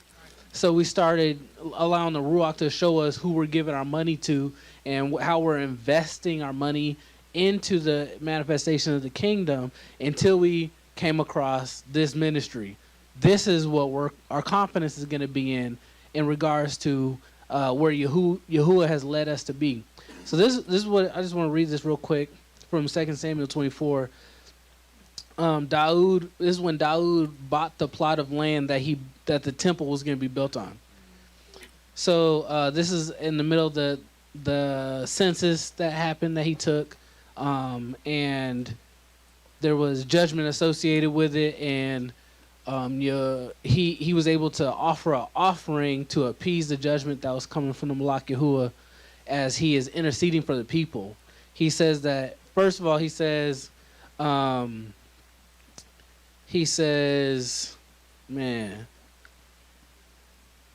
it says in verse 17, 2 Samuel 24, verse 17, it says, Then Daud said to Yahuwah, when he saw the Malak who was striking the people, and said, Behold, I have sinned and done wickedly. My sin is ever before me. This is what we're looking at in Psalms 51. He says, I've sinned and done wickedly, but these sheep, what have they done? Please let your hand be against me and against my father's house. That's that first person that's coming off the boat in Normandy. They're ready to intercede for those who are behind them. On purpose, I'm going to stand in front of this judgment. That's like the first aspect. You have to be willing to invest your life. And then when he goes down and he's about to buy this plot of land to establish where the temple is going to be built at as a part of his making intercession for the nation, he comes to this Jebusite. It says in verse 22, it says, Then Araunah said to Daud, Let my Adoni the king take up and offer what seems good to him. He's saying you can have it for free. Here are the oxen for the burnt offering, the threshing sledges, and the yokes of oxen for wood. All this, O king, Araunah gives to you, the king. And Araunah said to the king, May Yahuwah your Elohim accept you. But this is what Daud says. But the king said to Araunah, No, but I will buy it from you for a price. I will not offer burnt offerings to Yahuwah, my Elohim, that cost me nothing. So Daud bought the threshing floor and the oxen for 50 shekels of silver. So here's what we're looking at here. The mind of, this is supposed to be our forefather. If we are getting into this walk, this awakening, this kingdom, to establish it, we have to be willing to invest our body, our well-being, to intercede for those who will come after us. And also, we have to have the mind that I'm not going to offer something to Yahuwah that didn't cost me anything. I wanted to say too that when you're coming out of the church, you've seen the tithe abused because you've seen people live rich lifestyles off of the tithe. And you've also been made to feel afraid that if you don't give, Yahuwah is not going to bless you or love you or care for you and this type of thing. So I want to speak to the fact that the sister said she was a single mother with 2 children. She should not have been the one giving the tithe in that situation. She should have been serving the ministry in whatever capacity she had to serve. But the tithe that was being given in the ministry, some of that should have been used to help her. So can I speak on that? So it's called, so the Shalakim dealt with that in Acts chapter 6. They called it the daily ministry. So, and what happened is that, but let's go back to what we were saying about knowing where you call to. Because they had it set up that there was certain, first of all, the tithe is taken in. This we're talking about building a nation. The tithe is taken in, and then there's a certain amount of tithe that makes sure that the government can operate. In this context, we're talking about Levites, right, or the priests, and the Shalakim in their instance. The other part is distributed into the nation for 3 categories: the widows, the fatherless, and the orphans, right, and the upkeep of the ministry, that the ministry might still go forward. So saying that to say, if you read Acts chapter 6, let's go there real fast. I'm about to wrap this though, because we've been talking for a minute. I don't want to make this about no tithe lesson, but people have tithe trauma. So let's talk about this. Right? Acts chapter 6, verse 1. In those days, when the number of disciples were multiplied, there arose a great murmuring with the Hellenists. In your King James, it might say Grecians, against the Hebrews, because their widows were neglected in the daily ministry, or daily distribution. So the gist of it was that the money that was taken in was given to widows, people that was less fortunate, the widows, fatherless, and the orphans. If you study the scripture, that's true imunah. That's the purpose. That's the function of the priest besides intercession, intercession, and then to make sure that the women in these categories are not taken advantage of. So anyway, so if you read on down, this is how the Zaken came to be. People call them deacons or the elders. So the elders came, they start selecting certain elders to be over that part of the ministry because they didn't have time to go and distribute everything to each individual person because they was traveling. It was going back and forth, or they was running the assemblies. So if the assembly was operated from the Hebraic standpoint, the single mother, there'll be something in place or a ministry in place to look after the single mother and not take advantage of the single mother. Now, amongst the rebirth, that's a thing that we have set up.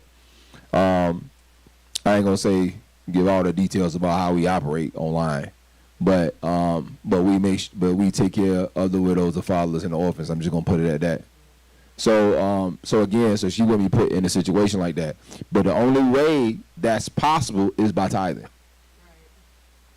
That's the only way that's possible. If they didn't tithe, like I say, when you talking about the Shalakim, they did way more than tithe.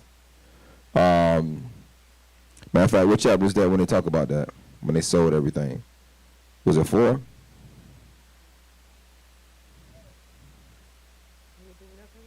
Right. Yeah. Acts 4, verse 32. It says, when the multitude of them that believe were of one heart and one nefesh. It was a card. Neither said any of them all the things which possessed was his own. In other words, they all came together. That's like, hey, whatever we got is the tribes. That's the mentality they had. But they had all things in common, and with great power gave the Shalakim witness of the resurrection of Adonai Yahusha, and great grace fell upon them all. Neither was any among them that lacked. For as many that had possessors of lands or houses sold them, and brought the prices of the things that were sold, and laid them at the apostles' feet, and distribution was made to every man according to his need. And Joseph, who by the Shalakim was named Barnabas, which is being interpreted son of consolation, a Levite of the country of Cyprus. So it's crazy because they rung it to the actual Levite. Having land sold it and then brought the money and laid it to the apostles' feet. So, or the Shalakim. So this is the gist of it. The Shalakim they set in Moshe's seat. Yahusha done resurrected. He in the Shamayim. So now they're operating and bringing the finances for the operation of them like they would have brung it to Levi. Now, if you go to, just for reference, if you go to Numbers 18, the whole chapter talks about Levi and how that structure was, right? And how it was commanded that the people bring the best.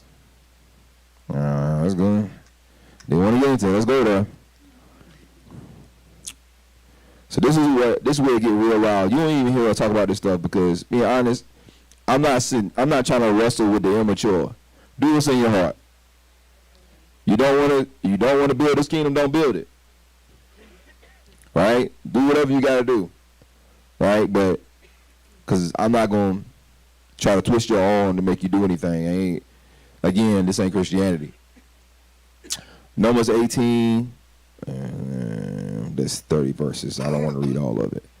But anyway, if you read, it says, and Yahuwah said unto Aharon, thou and thy sons of the father's house with thee shall bear the iniquity of the sanctuary. Right? In other words, they're going to find out it means to bear the iniquity of the people. And thou and thy sons with thee shall bear the iniquity of your priesthood. And thy brother in the tribe of Levi or Louis, the tribe of thy father shall bring with thee. They shall be joined unto thee and minister unto thee. But thou and thy sons shall minister before the tabernacle of witness, and they shall keep thy charge in charge of the tabernacle. They shall not come nigh to the vessels of the sanctuary or the altar, neither they nor ye lest also die. In other words, you call it unclean. They should be joined unto thee, and keep the charge of the tabernacle congregation for all the tabernacle, for the service of the tabernacle, and the stranger shall not come nigh to you. And you shall keep the charge of the sanctuary. It's just for anybody that believe he's skipping over stuff. So, I'm just letting you know, I'm not. Just reading you the lead up. And you shall keep charge of the sanctuary, the charge of the altar, and there should be no wrath anymore upon the children of Israel. So by them going into their service, that kept wrath from following on the nation. So think about that. When you think about your mores and your morais, them being in position safeguards every house. I behold, and I taking your brethren, the Levites from among children of Yahusha, to you. They are given as a gift for Yahuwah to do the service of the tabernacle of congregation. So what are they talking about? There's 3 Levitical families. I keep on forgetting one of them. I know one is Merari, Kohath, and what's the other one name? Is it Gershon for real? Because I be getting that mixed up because I know that was also Moshe's son's name. Right. So anyway, I forget. Whoever, Merari, Kohath, and whatever the third one was. So, but particular Aharon is Kohath's house. So we talking about Kohath's house. That's where we get the term Kohen. Kohanim, right? From Kohath, the family of Kohath. Right? And so he's saying that even the other families, their cousins was given to them. So we're going to find out the entire nation. It is Gershom? Okay, because I be getting that mixed up because of Moshe's son. So you got Gershom, Merari, and Kohath, right? Moshe and Aharon come from Kohath. That's where we get the word. That's why they associate priests with Kohen, right? So we have these lines, but even Aaron was set apart. Kohath was set apart from Merari and Gershom. They all were priests, but they didn't have the same duties. It was just the sons of Kohath that was going to go into the Kodesh or the Kodeshim. In other words, only that one line can go into the inner sanctum. All the rest of them had different jobs concerning this sanctuary. Everybody follow me? So, but Yahuwah is telling Aharon that even your cousins are given to you. And then he's going to further tell them that the nation was given to them. Let's keep reading. Therefore, thou and thy sons with thee should keep the priest office for everything of the altar and within the veil. In other words, when you go into the inner sanctum, just one family out of the 3. Everybody follow me? All right? And you shall serve. I'll give you the priest's office unto you for a service and for a gift. And the stranger that cometh nigh you shall put to death. And you spoke to Aaron and said, behold, I've given you the charge of my heave offerings, of all the hallowed things of the children of Yasharel, I've given unto thee by the reason of the anointing. In other words, anointing is mashah. That's where we get the word Mashiach from. So it's basically saying you've been anointed to be in that seat, or you're a type of Mashiach. And to thy sons in the ordinance forever, this shall be the most Kodesh things, reserved from the fire, every oblation of theirs, and meat offerings of theirs, every sin offerings of theirs, every trespass offering of theirs, which they shall render unto me, shall be most Kodesh for thee and for thy sons, that one family amongst the 3. In the most Kodesh place, in other words, in the holies of holies. So not only did they receive everything from the people, but when they received it from the people, they had to go and participate or eat of this stuff inside of the holies of holies. Everybody follow me? Thou shalt even eat of it. Every man shall eat of it. It shall be Kodesh unto thee. This is thine, the heave offering of their gift, the wave offering of the children of Yahshua I've given unto thee, and to thy sons, and to thy daughters, by thee for a statute forever. Everyone that is clean in thy house shall eat of it. In other words, your whole family. The best of the oil, and all the best of the wine, and of the wheat, and of the first fruits, they shall offer unto Yahuwah. Them I have given to you. So it's not just the offerings, but the best of every offering. So when you talk about the sons of Haran, or the original context of the offerings and the tithe, you had to bring the best and give it to these people. And whatsoever was first ripe in the land, they shall bring unto Yahuwah, it shall be thine. Every one that is clean in thy house shall eat it. Everything devoted of Yahshua should be thine. Everything that opened the matrix in the flesh, which they should bring unto you, whether it be man or beast, shall be thine. Nevertheless, the firstborn of man thou shalt surely redeem. That's why I want to talk to y'all today, but we didn't even get to that part. Who he's redeeming those that were subjected to the elements. That's a whole other lesson. It's going to be a whole other lesson. Anyway, thou shalt redeem. The first is of the unclean beast thou shalt redeem. Thou shalt redeem them from a month old. Thou shalt redeem them according to the estimation for the money of 5 shekels. After the shekel of the sanctuary. So there were shekels in the sanctuary. Which is 20 garrets, right? Which is technically 5 pieces of silver. But the first thing of the cow, the first thing of the sheep, the first thing of the goat, thou shalt not redeem, for they are Kodesh. Thou shalt sprinkle their blood upon the altar, because these redemption means the ones that's not redeemed, they're going to be offered up. right? So he's saying that these are going to be the Kodesh, they're going to go on the altar, they're going to go up in the fire. I should burn that fat for offering me by fire and sweet savor unto Yahuwah. And the flesh of them should be thine as the wave breast, and the right shoulder of thine, the heave offering of the Kodesh things, and children of Yahshua shall offer unto Yahuwah. I have given thee thy sons and thy daughters with thee by statute forever. It's a covenant of salt. So there's 2 covenants of salt in the scripture. First one was given to the sons of Haran. The second one was given to Daud. That's part of my lesson, and we'll just talk about it some other time.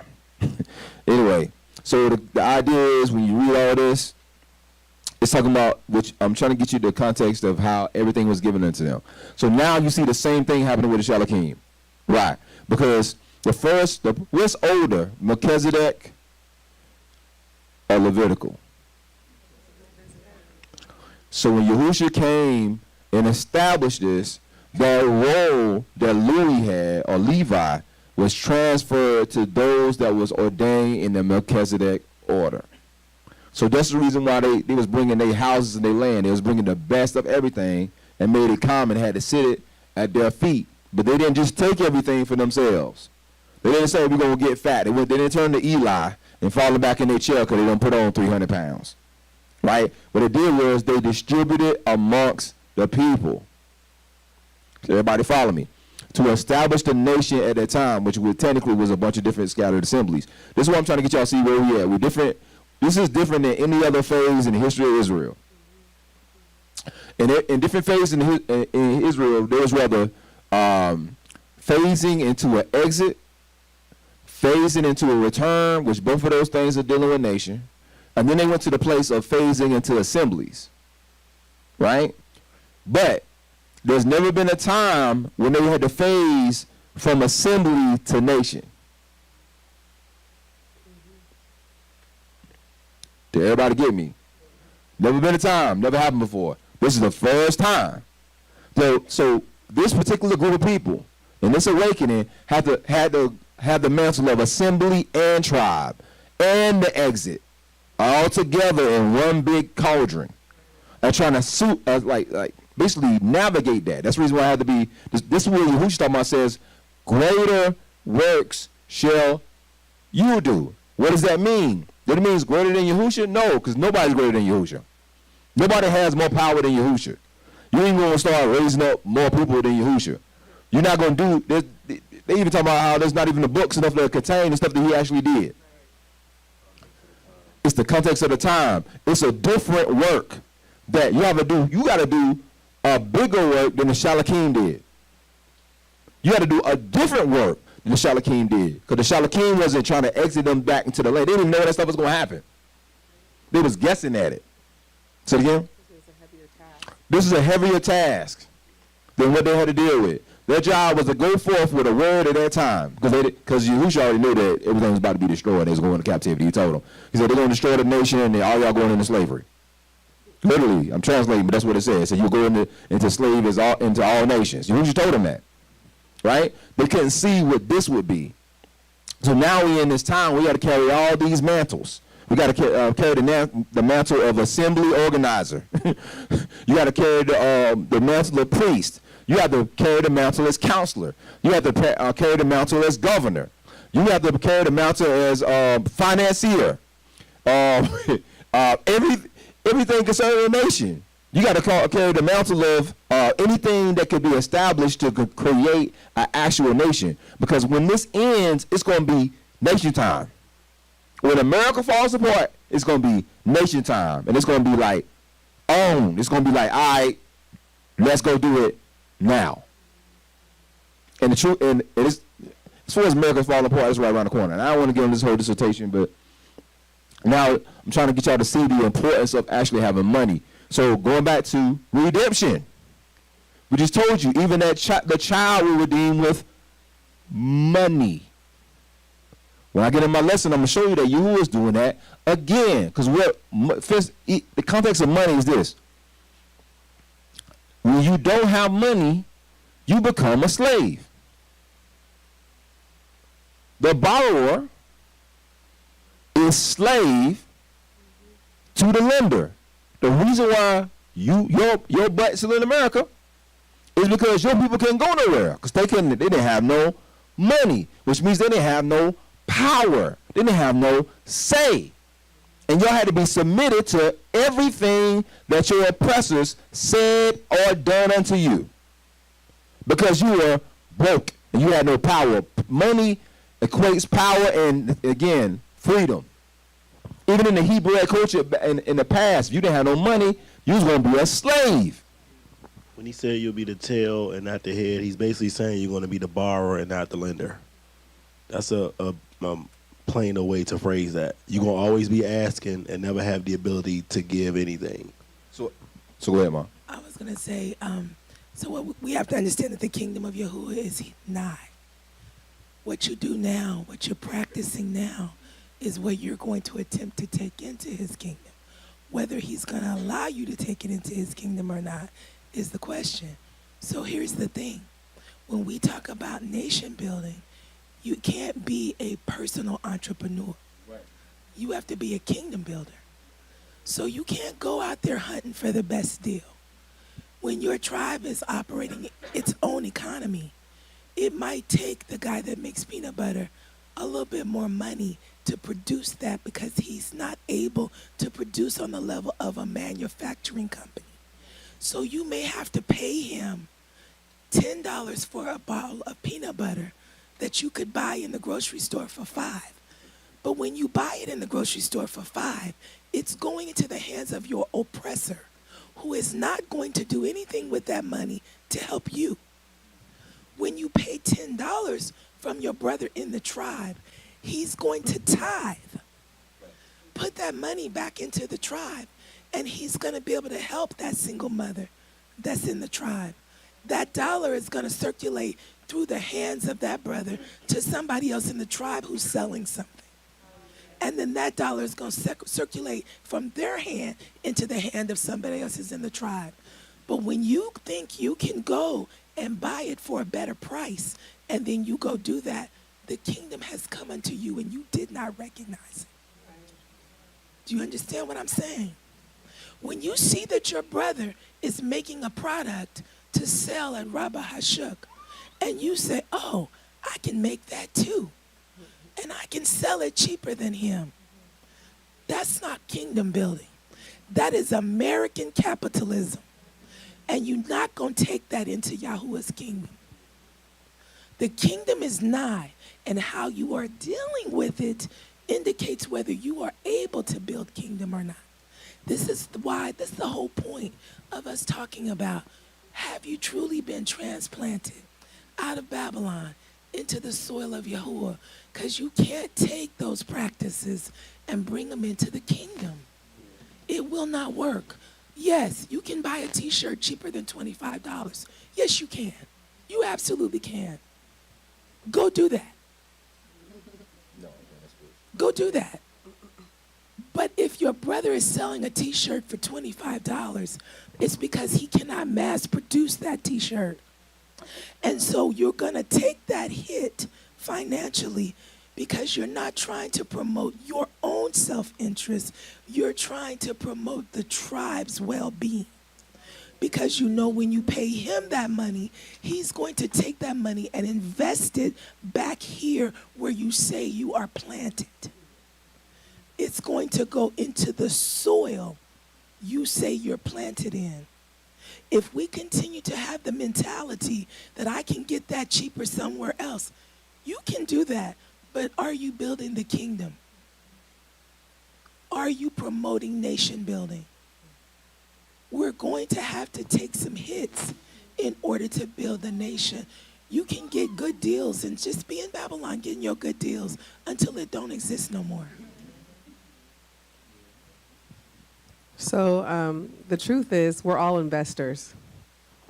And I say that because we put our money into many different companies, products, ventures, you name it, every single day. I'm a great investor in Amazon. I've given them many, many, many monies. Monies, right? I'm an investor in Walmart, Ingles, Publix, Ross, you name it, Bojangles. I've invested in many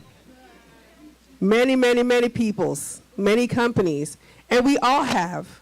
So going back to what Ma said, like, when you invest your money into a brother or sister who is starting up a business, you have to go in there with grace, knowing, like Ma said, they don't have the same infrastructure as these larger companies.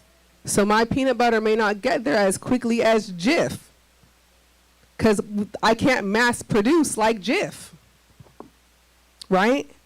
But you're giving them the money to be able to do that eventually, hopefully.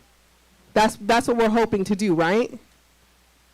That's part of kingdom building. But if you don't believe in building the kingdom, you're not going to invest your money into it, because you don't invest your money into things you don't believe in. Or maybe you just didn't understand that that's part of kingdom building. And so we're hoping that we just need more education, and more important than education, the Ruach HaKodesh operating on the inside of us, so that we understand when my brother succeeds, I succeed with him.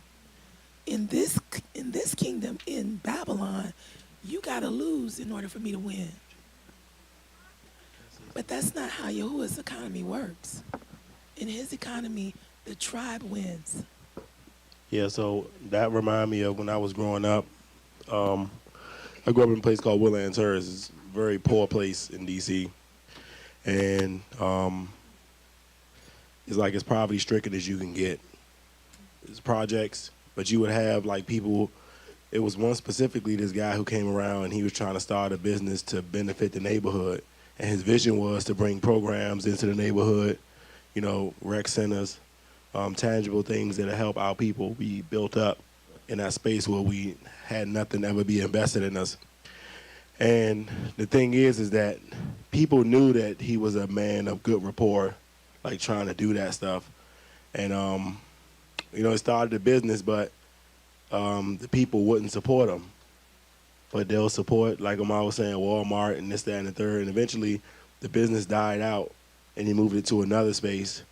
And the sad part about it is that the people where I grew up at didn't see the vision that he was trying to build up.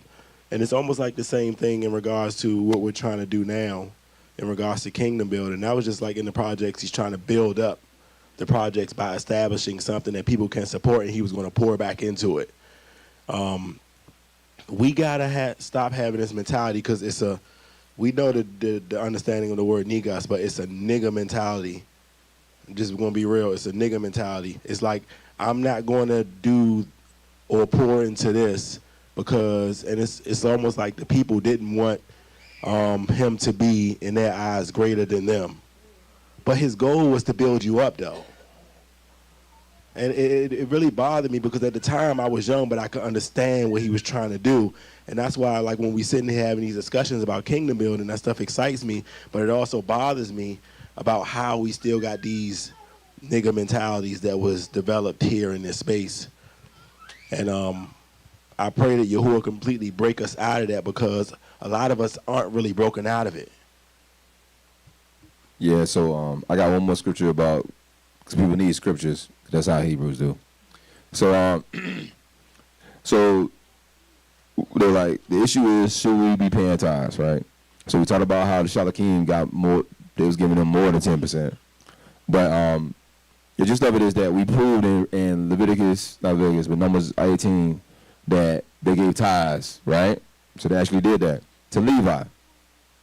So if we read back in Genesis, we see that Abraham actually paid tithes, right? That's before Levi, right?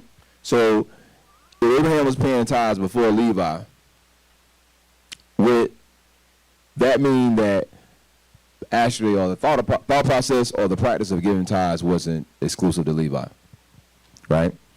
But I do you one better. Wouldn't you have to pay tithes to the person that Levi had to pay tithes to? Wouldn't you have to pay tithes to the order that Levi had to pay tithes to? Hebrews 7. Right, it's that federal. All right, Hebrews 7, verse 5. And verily they are the sons of Louis, or Levi, who receive the priesthood and have a commandment to take tithes of the people according to the Torah, that is, of their brethren, though they come out the loins of Abraham. But he whose descent is not counted for them who received tithes of Abraham, and blessed him that had the promises. And without all contradiction, the less is better, blessed of the better. This is what it says. And here men that die receive tithes. But there he receiveth them of whom it was witnessed that liveth. Verse 9. And as I may also say that Levi or Louis also, who received tithes, paid tithes in Abraham. Verse 10. For he was yet in the loins of his father when Melchizedek met him. So Levi had to pay tithes to Melchizedek. So this is the reason why we see the Halakah come. They had a greater portion. Everybody pays something, because the gist of it is, again, we talking about building the kingdom. And I'm not saying this because, again, like I said, I give my whole dissertation about that.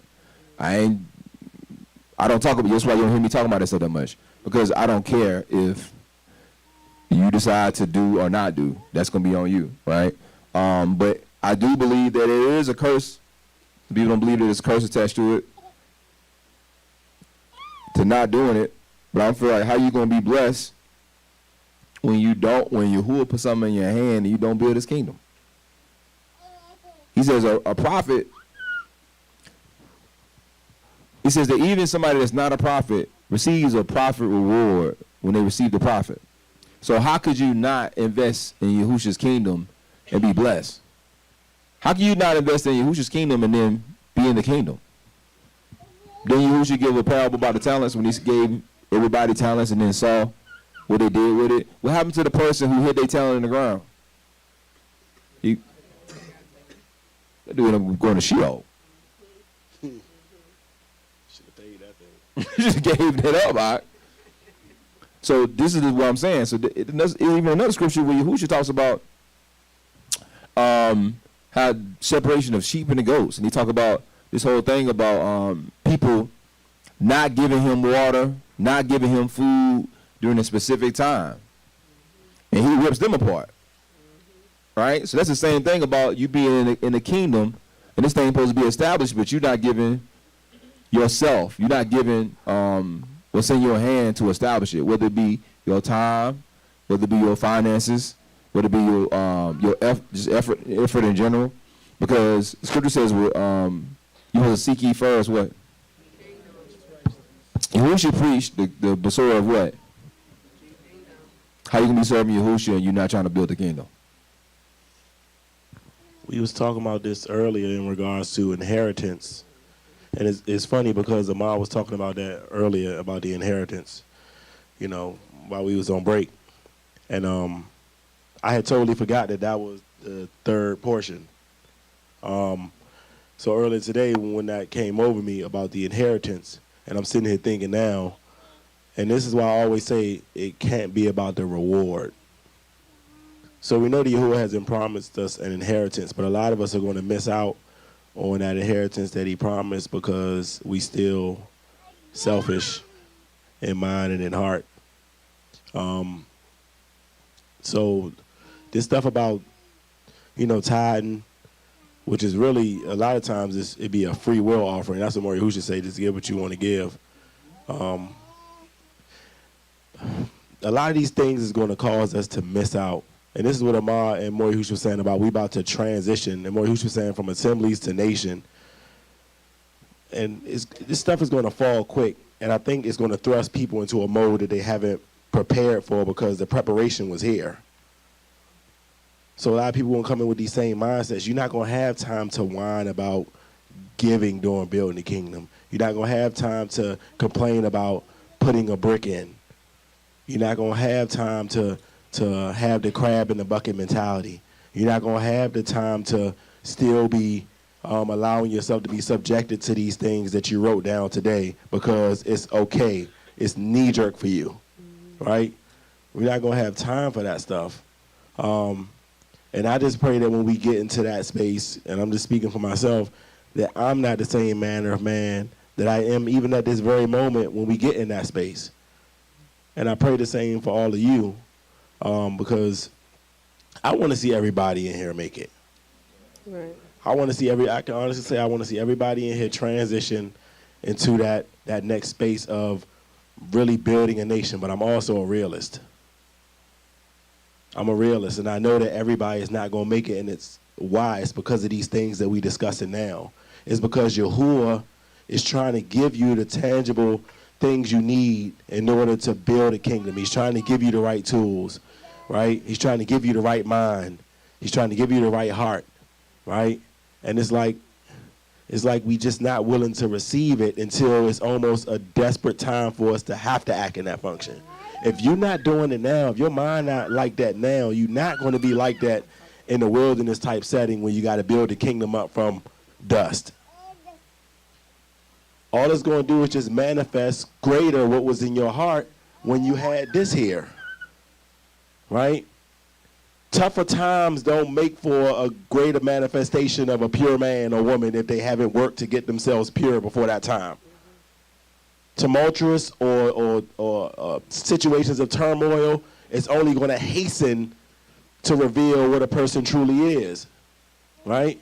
If you're righteous, it's going to hasten that. If you're Kodesh, it's going to hasten that.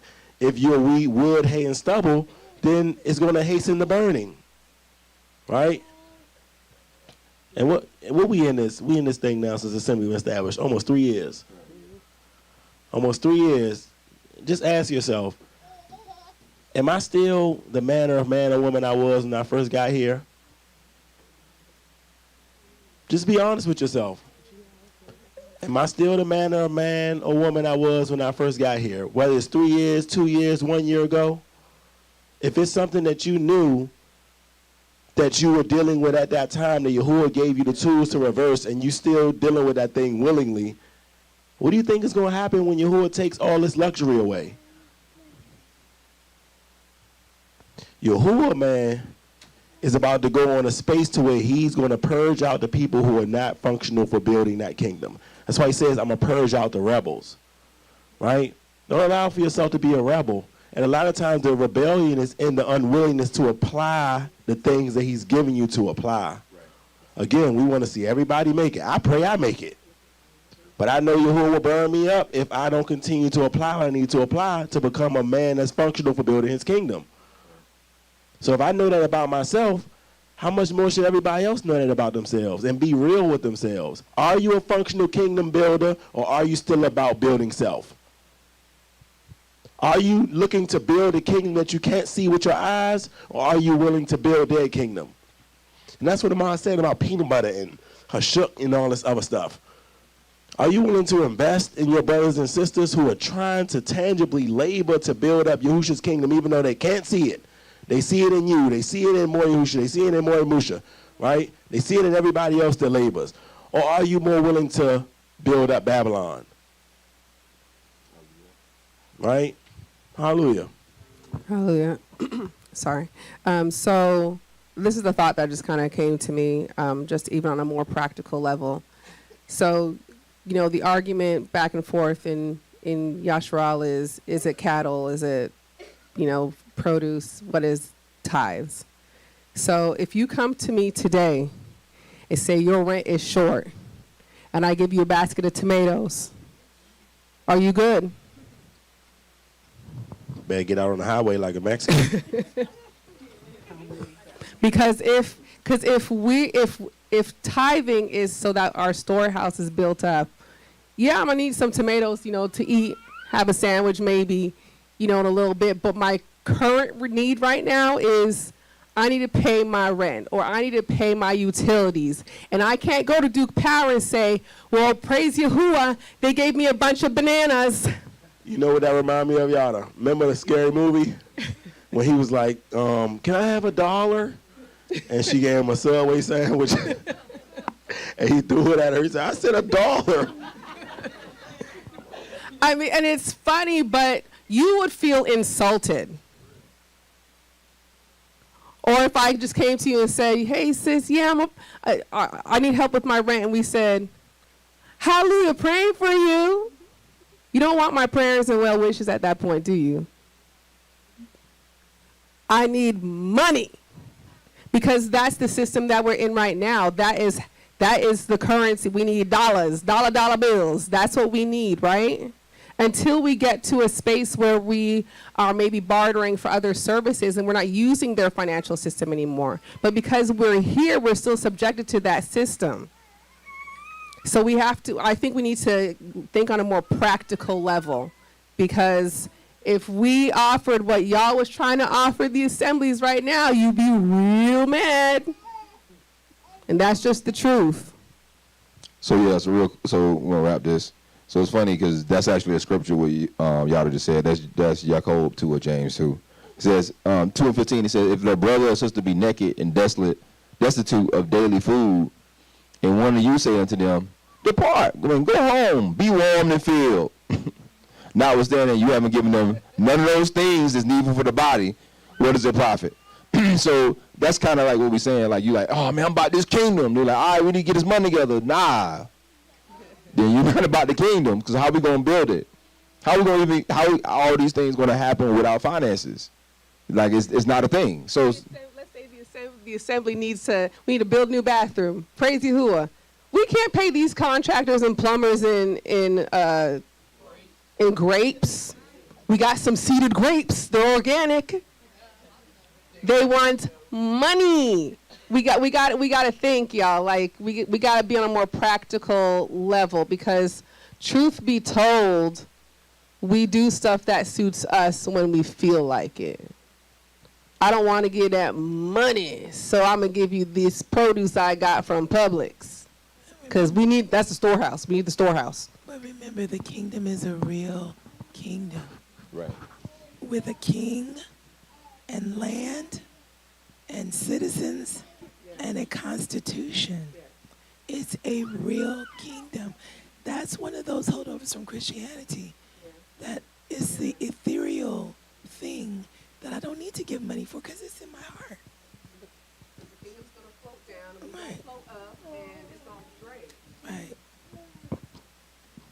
it's so important that the powers that be put crack in your neighborhoods to hold it off. So the whole issue, crack distribution in the United States was about a conflict that wasn't even in the United States. It was about basically a conflict in, I think, South America, and it ended up being in Iran. But the United States needed, they trying to continue their kingdom.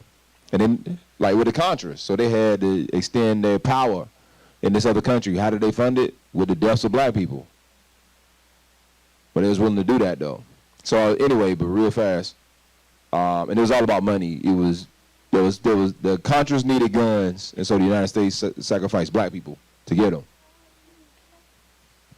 Anyway, so saying to say this, so last thing I want to say, and then we're gonna wrap. It's gonna be the end of this. Is first of all, I want to show you how serious this whole thing about Levi paying tithes to Melchizedek. We just read that in the Hebrews, right? So let's go back and read Acts 4 again. Acts 4, verse 34. It says, neither was there any among them that lacked, for as many were possessors of lands or houses sold them and brought them or the price of those things that were sold. And I laid them down at the Shalakim feet, and distribution was made unto every man according to his need.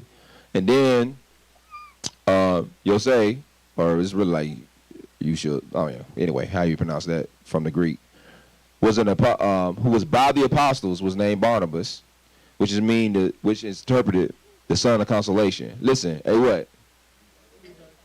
Of the country of Cyprus. Having land, sold it, and did what? So most of the apostles were not Levites. So why is a Levite bringing tithes to the Shalakim? You know, there's of a higher order, right? That's Levi paying tithes to Melchizedek. So, saying to say, this is the last thing I want to speak about that. Malu was saying about how we got to prepare because things is coming. There's a couple of things that's happening right now.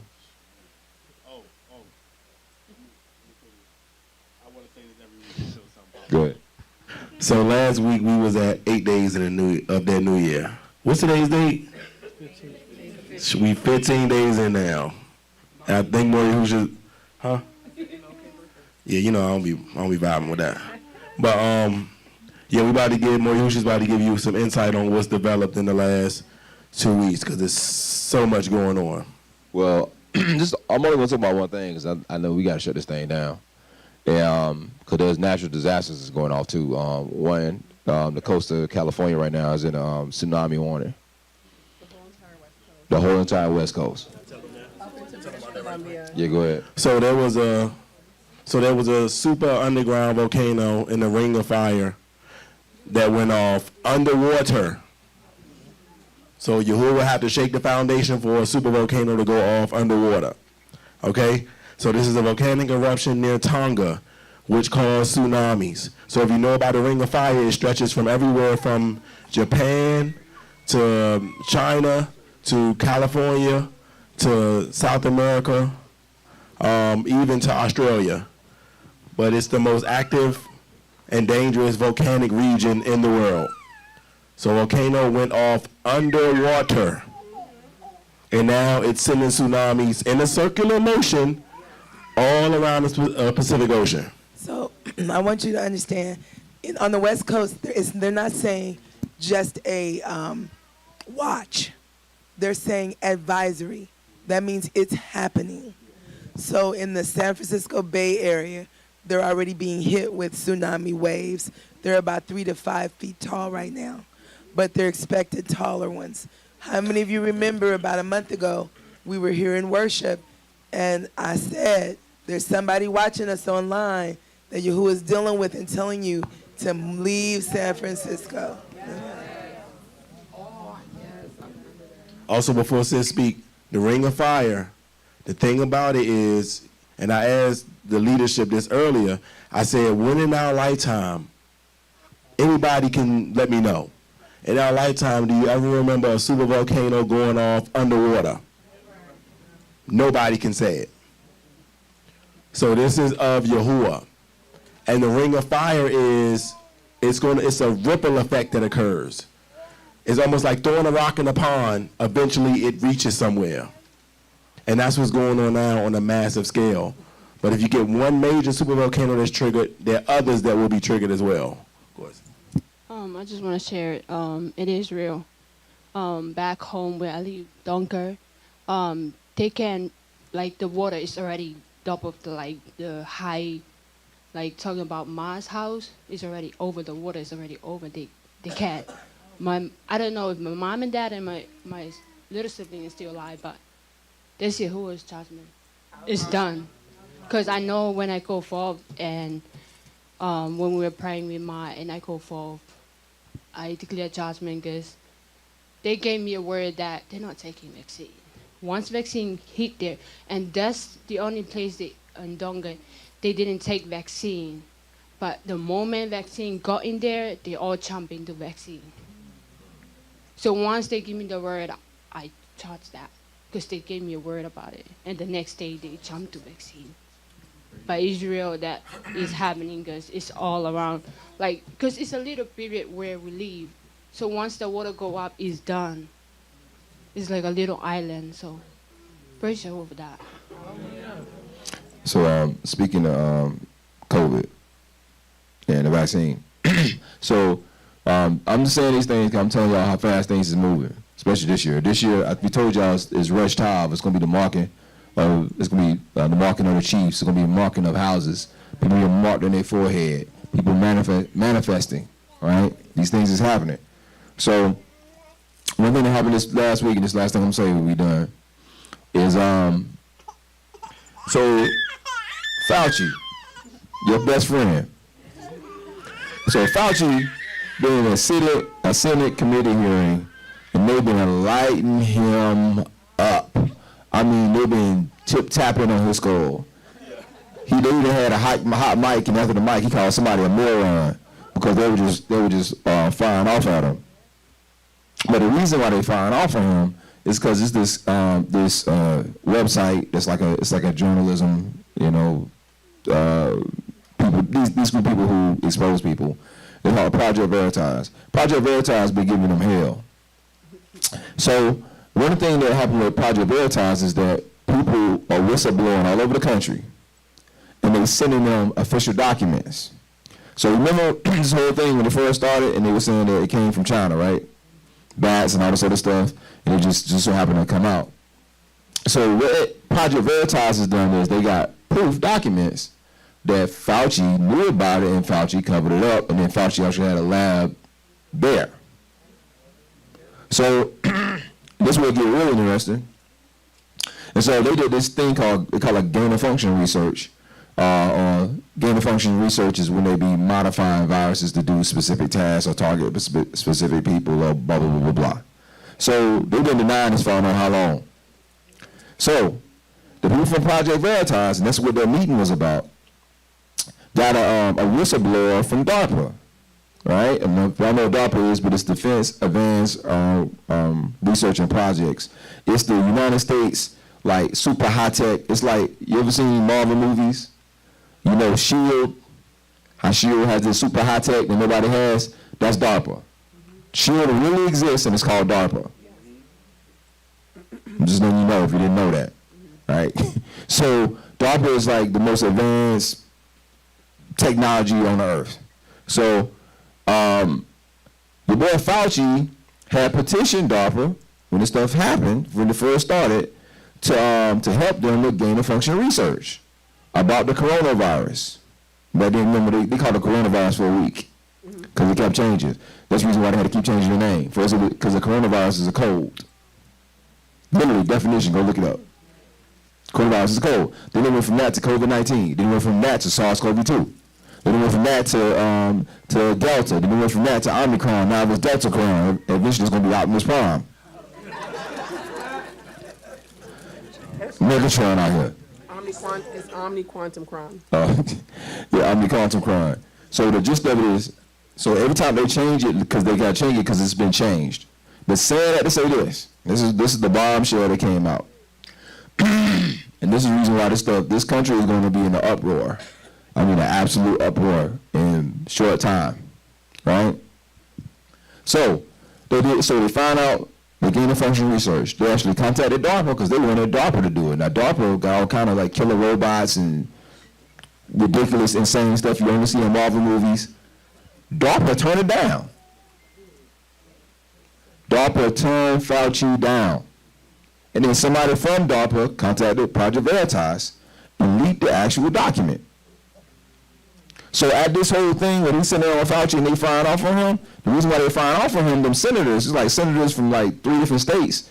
One of them was Rand Paul, but they're going at him because they got this document now where DARPA admits that Fauci approached him about doing this and admits that he's covered up everything. Not only that, in the document they also admit what the cures were and that they had the cures already. So what's going to happen in America when all this stuff turns up, when people, grandmama done died, and granddaddy died, uncle done died, and little daughter done died? When I told you, death's up 40%. So let me read you some of the stuff in the document. I'm just off my phone. By the way, this is a picture of the actual document because they submitted the actual document. It's not like they just had some notes from it. Right? This is from DARPA, Defense Advanced Research Projects Agency, 675 North Randolph Street, Alton, Virginia. Right? A subject, SARS-CoV-2 origins investigation with United States government program undisclosed document analysis. Right? So this is their statement. DARPA rejected the proposal from Fauci because the work was too close to the violation of gain of function, the gain of function moratorium. So gain of function, I told you, is when they modify these things and make designer diseases and all kinds of stuff like that. Despite what Peter Daszak says, in the proposal, the work would not, as it is known, Dr. Fauci with NIAID, I'm not sure what organization that is, did not reject the proposal. The work took place at the WIV and at several sites. I think the WIV is the place that's in Wuhan. And at several sites in the United States, identified in a detailed proposal. And they go on to say, Okay, National Institute of Allergies and Infectious Diseases, right? So then it goes on and says, SARS-CoV-2, hereafter referred to as SARS-CoV, WIV, is a synthetic spike protein chimera engineered to attach to the human ACE receptors. This is at the beginning of this whole thing, and inserted into recombinant bat DNA, and is likely a live vaccine and not yet engineered to a more attenuated state that the program sought to create its final version. It leaked and spread rapidly because it was aerosolized. Do you know what aerosolized mean, right? It was turned into a spray. This is DARPA saying this, man. It was aerosolized so it could efficiently affect bats and caves. But it was not ready to infect bats yet, which is why it does not appear to infect bats. The reason the disease is so confusing is because it is less a virus than it is engineered spike protein hitchhiking a ride on the SARS-CoV swarm. It's like a cytokine swarm or whatever so basically it's like a reaction, right?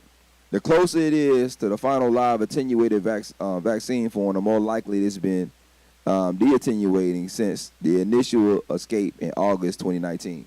So remember when they did this, and then I told you about ivermectin. What'd you find on the internet? Right? Remember I did the whole thing I showed you about ivermectin, and how there was this big uproar about ivermectin. They were saying that ivermectin is, people saying it was a cure, and I told you why, because there's a parasite in it. It's a hydra in it, right? You know what ivermectin is? It's an anti-parasite medicine. It's what they give people in West Africa for malaria. What is malaria? A parasite.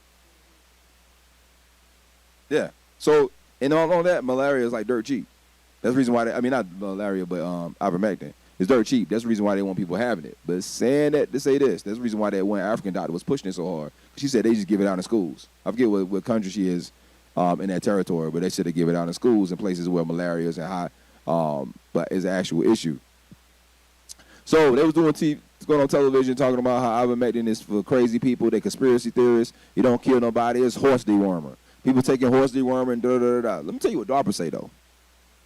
DARPA say ivermectin identified as a curative in April 2020 works throughout all phases of the illness because it both inhibits viral replication and modulates the immune response. Because remember I told you this thing has something added to it that makes auto immune deficient. So it's like basically COVID is like a cold it's like cold and AIDS at the same time. And that's the reason why it kills people. Because it's like you give you the flu, but your body can't recover from it because it suppresses your immune system. Listen what it says. Remember, and after that, remember they had the thing hydroxychloroquine. Man, no, that's conspiracy theory. They a bunch of nut jobs, blah, blah, blah. But this is what DARPA say, though. Of note, chloroquine phosphate, hydroxychloroquine, I can't even say that word, identified April 2020 as a curative, as it has identified in the proposal of the SARS-CoV inhibitor, right? So it goes on, and they just basically goes on and on. They had another statement about this thing being massive.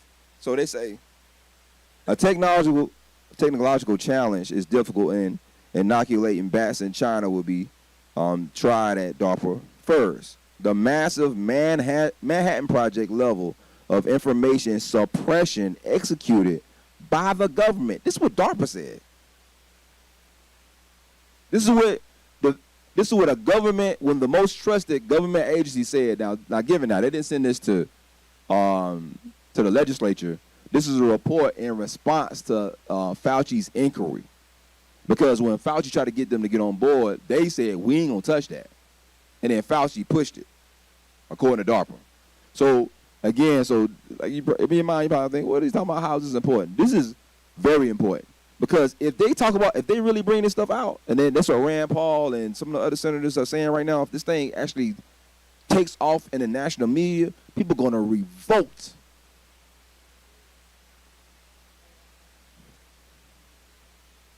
People, you talking about January 6th. I'm telling you, these people are going to revolt, man. Just, you mark it down. When this stuff actually come out, and they realize this, basically, DARPA is literally saying that everything they told you was a lie. That's what DARPA saying. And the conspiracy theorists were right all along. Right. That's how you get war within and war without. Exactly. You want me to tell them about the war without? Go ahead. Okay, just quickly to add to that war within scenario. So right now you have, and I'm going to do it quickly, exactly, Russia. So you have Russia, the bear, right? We know scripturally they're in the scripts. So you have them, they had a meeting with NATO and the U.S. recently to where they said that they were going to try to find some type of solution, but if they couldn't find a solution, then they are going to actively respond. So they went to the meeting and NATO basically carried them, right? So NATO basically carried them. They're meeting their demands because basically what's happening is that NATO is trying to set up, NATO and the U.S. are trying to set up their missiles on Ukraine so they can have easy access to bomb Russia. Okay, so this is what Russia has done since that meeting. So they switched to Cold War stance. Who knows, or the Cold War Cuban Missile Crisis. Y'all know about that, right? So basically what Russia's saying they're going to do to give America a taste of the medicine and the West is they are potentially going to come and set up missiles in Cuba and Venezuela. Because essentially that's what they're doing over there. They're setting up missiles somewhere as close as Cuba and Venezuela so they can have easy access to bomb Russia, right? So as of yesterday, Yahusha told me America military is on DEFCON 2. So if you know the levels, the lower it get, the more problematic it is. So it's 2 and then there's 1. 1 is when there's actually a nuclear missile shot off, and DEFCON 1 is actually enacted when the missile was on its way to blow something up. So we had 2, which means that the world is actively at war, but they're not reporting it. So Russia just did a recent cyber attack on some nations in NATO. And before they go and attack physically, they're going to shut down your infrastructure during a cyber attack. So as of last night, Russia has sent warships to Sweden. Sweden was one of the countries that NATO said that you can join us. So now Russia is setting up its warships everywhere, right now in the Baltic Sea by Sweden, and they're setting up their warships in strategic locations in countries that are in NATO because they're planning to actually execute an attack because they said it's no more talking. That last meeting was the meeting they went to. They got curried. So now Russia is actively setting up their strategy to begin war. And the first way they do that is a cyber attack. The Russia information minister said that the United States got a week to come out with a response about that situation. And he said, and I was listening to guys talk about his particular character. They said they've never heard him say anything like that. He said he's always been this person that's always been like in the middle and try to like almost negotiate peace. But they actually put a mandate on Biden that he has a week to respond as far as that territory and what their intentions are, because it's about to go down. So Yahusha was talking about the year of manifestations. So Yahuwah is not only going to manifest people in Israel, he's going to manifest all these things in the earth. That's why you get volcanoes going off underwater, right? Creating dangerous situations. You get war brewing off right under your nose, right? You get stuff coming out that can spark off war on the inside of the nation. Scripture says war within, war without, right? It talks about how Babylon will be overtaken and their heart will fail them from what comes upon them. So when this stuff is ramping up, your mindset should be in the next phase of things before we even get there. You don't have no time no more. You read in Revelation, it says time no longer. You don't have no more time. You got to be working right now. Whatever you're doing, it's got to be done. And this, like I said, I told you this last thing we was going to talk about. So I'm going to say this. So I had talked to Yada's mom. She had called. And, I had been telling Mom about this stuff I've been seeing this year. Like this year gonna be great judgment. I called Chief Elder. He'll tell you. I saw him. I said Yahuwah's dealing with me about this year. This year is going to be great, great judgments. Like, just, going off. He said Yahuwah told him the same thing. And that's the reason why I'm going to give you these messages about the kingdom and to prepare yourself. So saying this to say, so I was talking to Yada Mama called, and then she asked me a question. She said that Yahuwah had dealt about some things on December 31st. She said that she heard a voice say, "Take peace from the earth." And he says, then on the first, she said she saw pain. And she said, and I saw these people in agony or whatever, speaking in agony. I don't know exactly how you read it. She said that she woke up and she heard two voices speaking, like they were having a conversation, and they were saying, "I see pain, I see agony," like they were having a conversation amongst each other. And then January 9th, she heard "Game Changer, upon Mount Zion shall be deliverance," but she didn't know what any of those things meant. So anyway, so saying that, say these things are coming. Unrest within, war without. You got a short time. We can call an election short. Do the work. If you, like I been telling people in general, make sure we can call an election short by knowing where you need to go and where you need to be, and do it immediately. You don't have time. Time no longer. You don't have time to play. You don't have time to be in the fence. You don't have time to be unrepentant. You don't have no time to be jealous. You don't have no time to be envious. You don't have no time to do any of those things. All you have time to do right now is prepare yourself for the end. Because as we go on this year is going to be crucial. It's going to be ugly. But at the same time, what Yahuwah is showing me is that with this ugly judgment, there's going to be a great, I'm telling you, a war, that's going to be like a war you ain't never seen. Yahuwah been, I ain't going to tell you all this. I'll tell y'all after the live.